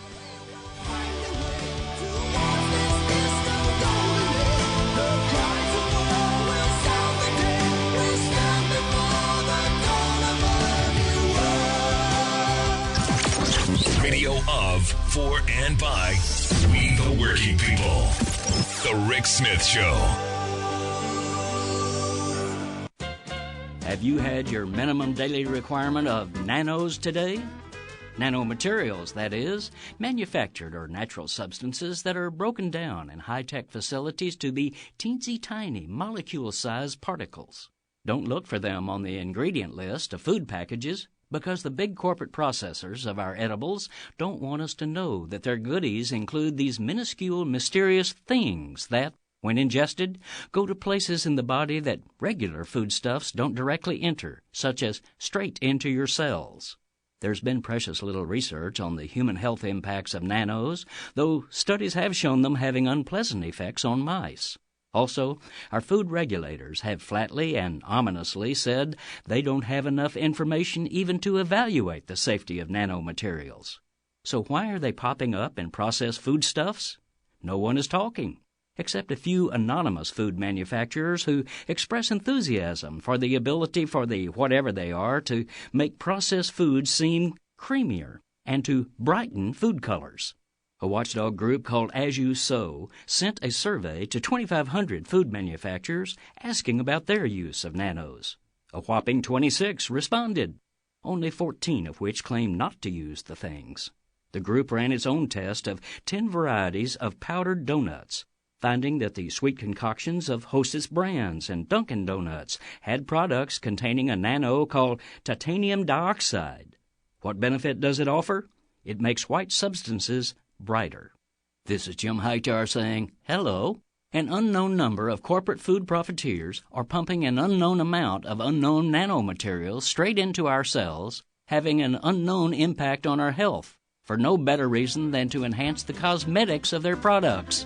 To fight the madness, go to asyousow.org. Hightower's commentary is brought to you by the Hightower Lowdown. From Wall Street to Washington, this monthly newsletter reveals who's doing what to whom and why. Check it out, hightowerlowdown.org. From United Nations headquarters in New York, this is your World in 2 Minutes. I'm your host, Luke Vargas, for Talk Media News. The Zika virus is actively spreading in 47 countries, according to the CDC. With the exception of Cape Verde off the West African coast and some Pacific islands, all of the countries with active transmission are in the Americas, from Mexico to the north and Brazil and Paraguay to the south, and all the countries in between. But whatever the borders of the Zika virus look like now, they could well change. The World Health Organization published a new report on Wednesday weighing Zika's potential spread to Europe. Areas around the Black Sea near Sochi in Russia have a high risk of seeing Zika by summer, since the area is home to the virus's favorite mosquito, the Aedes aegyptus. 18 other European countries have a different, less Zika-friendly breed of mosquito and are rated as having just a moderate risk. You could avoid Zika altogether in Europe by heading to Iceland. The island has a large population of black flies, but no mosquitoes. And for a while there, it looked like the Islamic State had breached the NATO frontier. Earlier this year, Islamic State fighters in northeastern Syria began firing across the border and hitting the Turkish town of Kilis. Kilis was, several years back, a safe rest stop for Western journalists in Syria, but that ended quickly. More than 20 residents were killed by Islamic State fire, many more injured, buildings were destroyed. The Turkish armed forces, meanwhile, only hit back with ground artillery. It was Turkey that shot down a Russian jet near the border last year, but it's Turkey's air force that's now leery about venturing too close to Syria. Funny how these things work. Well, Turkey has caught a break, and Islamic State attacks have reportedly stopped now for several weeks. At least for the time being, NATO's frontier border is holding. For more global news headlines, visit talkmedianews.com. Bringing sanity and rational thought back to America. Rick Smith.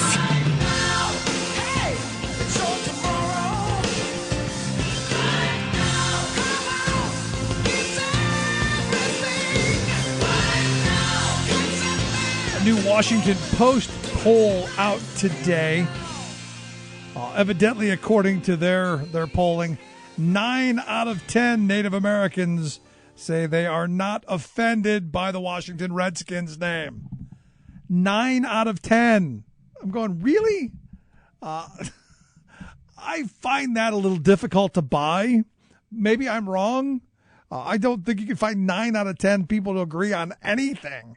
Anyway, the responses to the Post's questioned were held constant across age, income, education, political party, and proximity to a reservation. 90% said don't care about the name. 7 in 10 did not feel that the word redskin was disrespectful. 8 in 10 said that they would not mind being called a redskin. And I got to be honest, there's part of me that goes, I kind of get that a little bit, right? Because I've been called honky, I've been called haystack, gray boy. None of it ever bothered me. In fact, the guy who has that T-shirt, I'd love to have the T-shirt that had Caucasian on it. That was meant to offend, didn't. But here again, it comes back down to you're talking about people who are powerless. And I can understand where you can be angry with it. I just don't, honestly, from my point of view, don't see it. Now, celebrating is the Redskins owner, Dan Snyder, who released his statement saying the Redskins team, our fans, community have always believed our name represents honor, respect, and pride. Today's Washington Post shows Native Americans agree. We are gratified with this overwhelming support from the Native American community, and the team will carry the name proudly. Again, here's the thing. It was only 500 people they polled. 90%. You got to wonder. Anyway, if you missed any of today's program, thericksmithshow.com. That's where you go for the podcast. The Rick Smith Show app on the smartphone. Email rick at thericksmithshow.com. Thanks for being here. We'll see you tomorrow.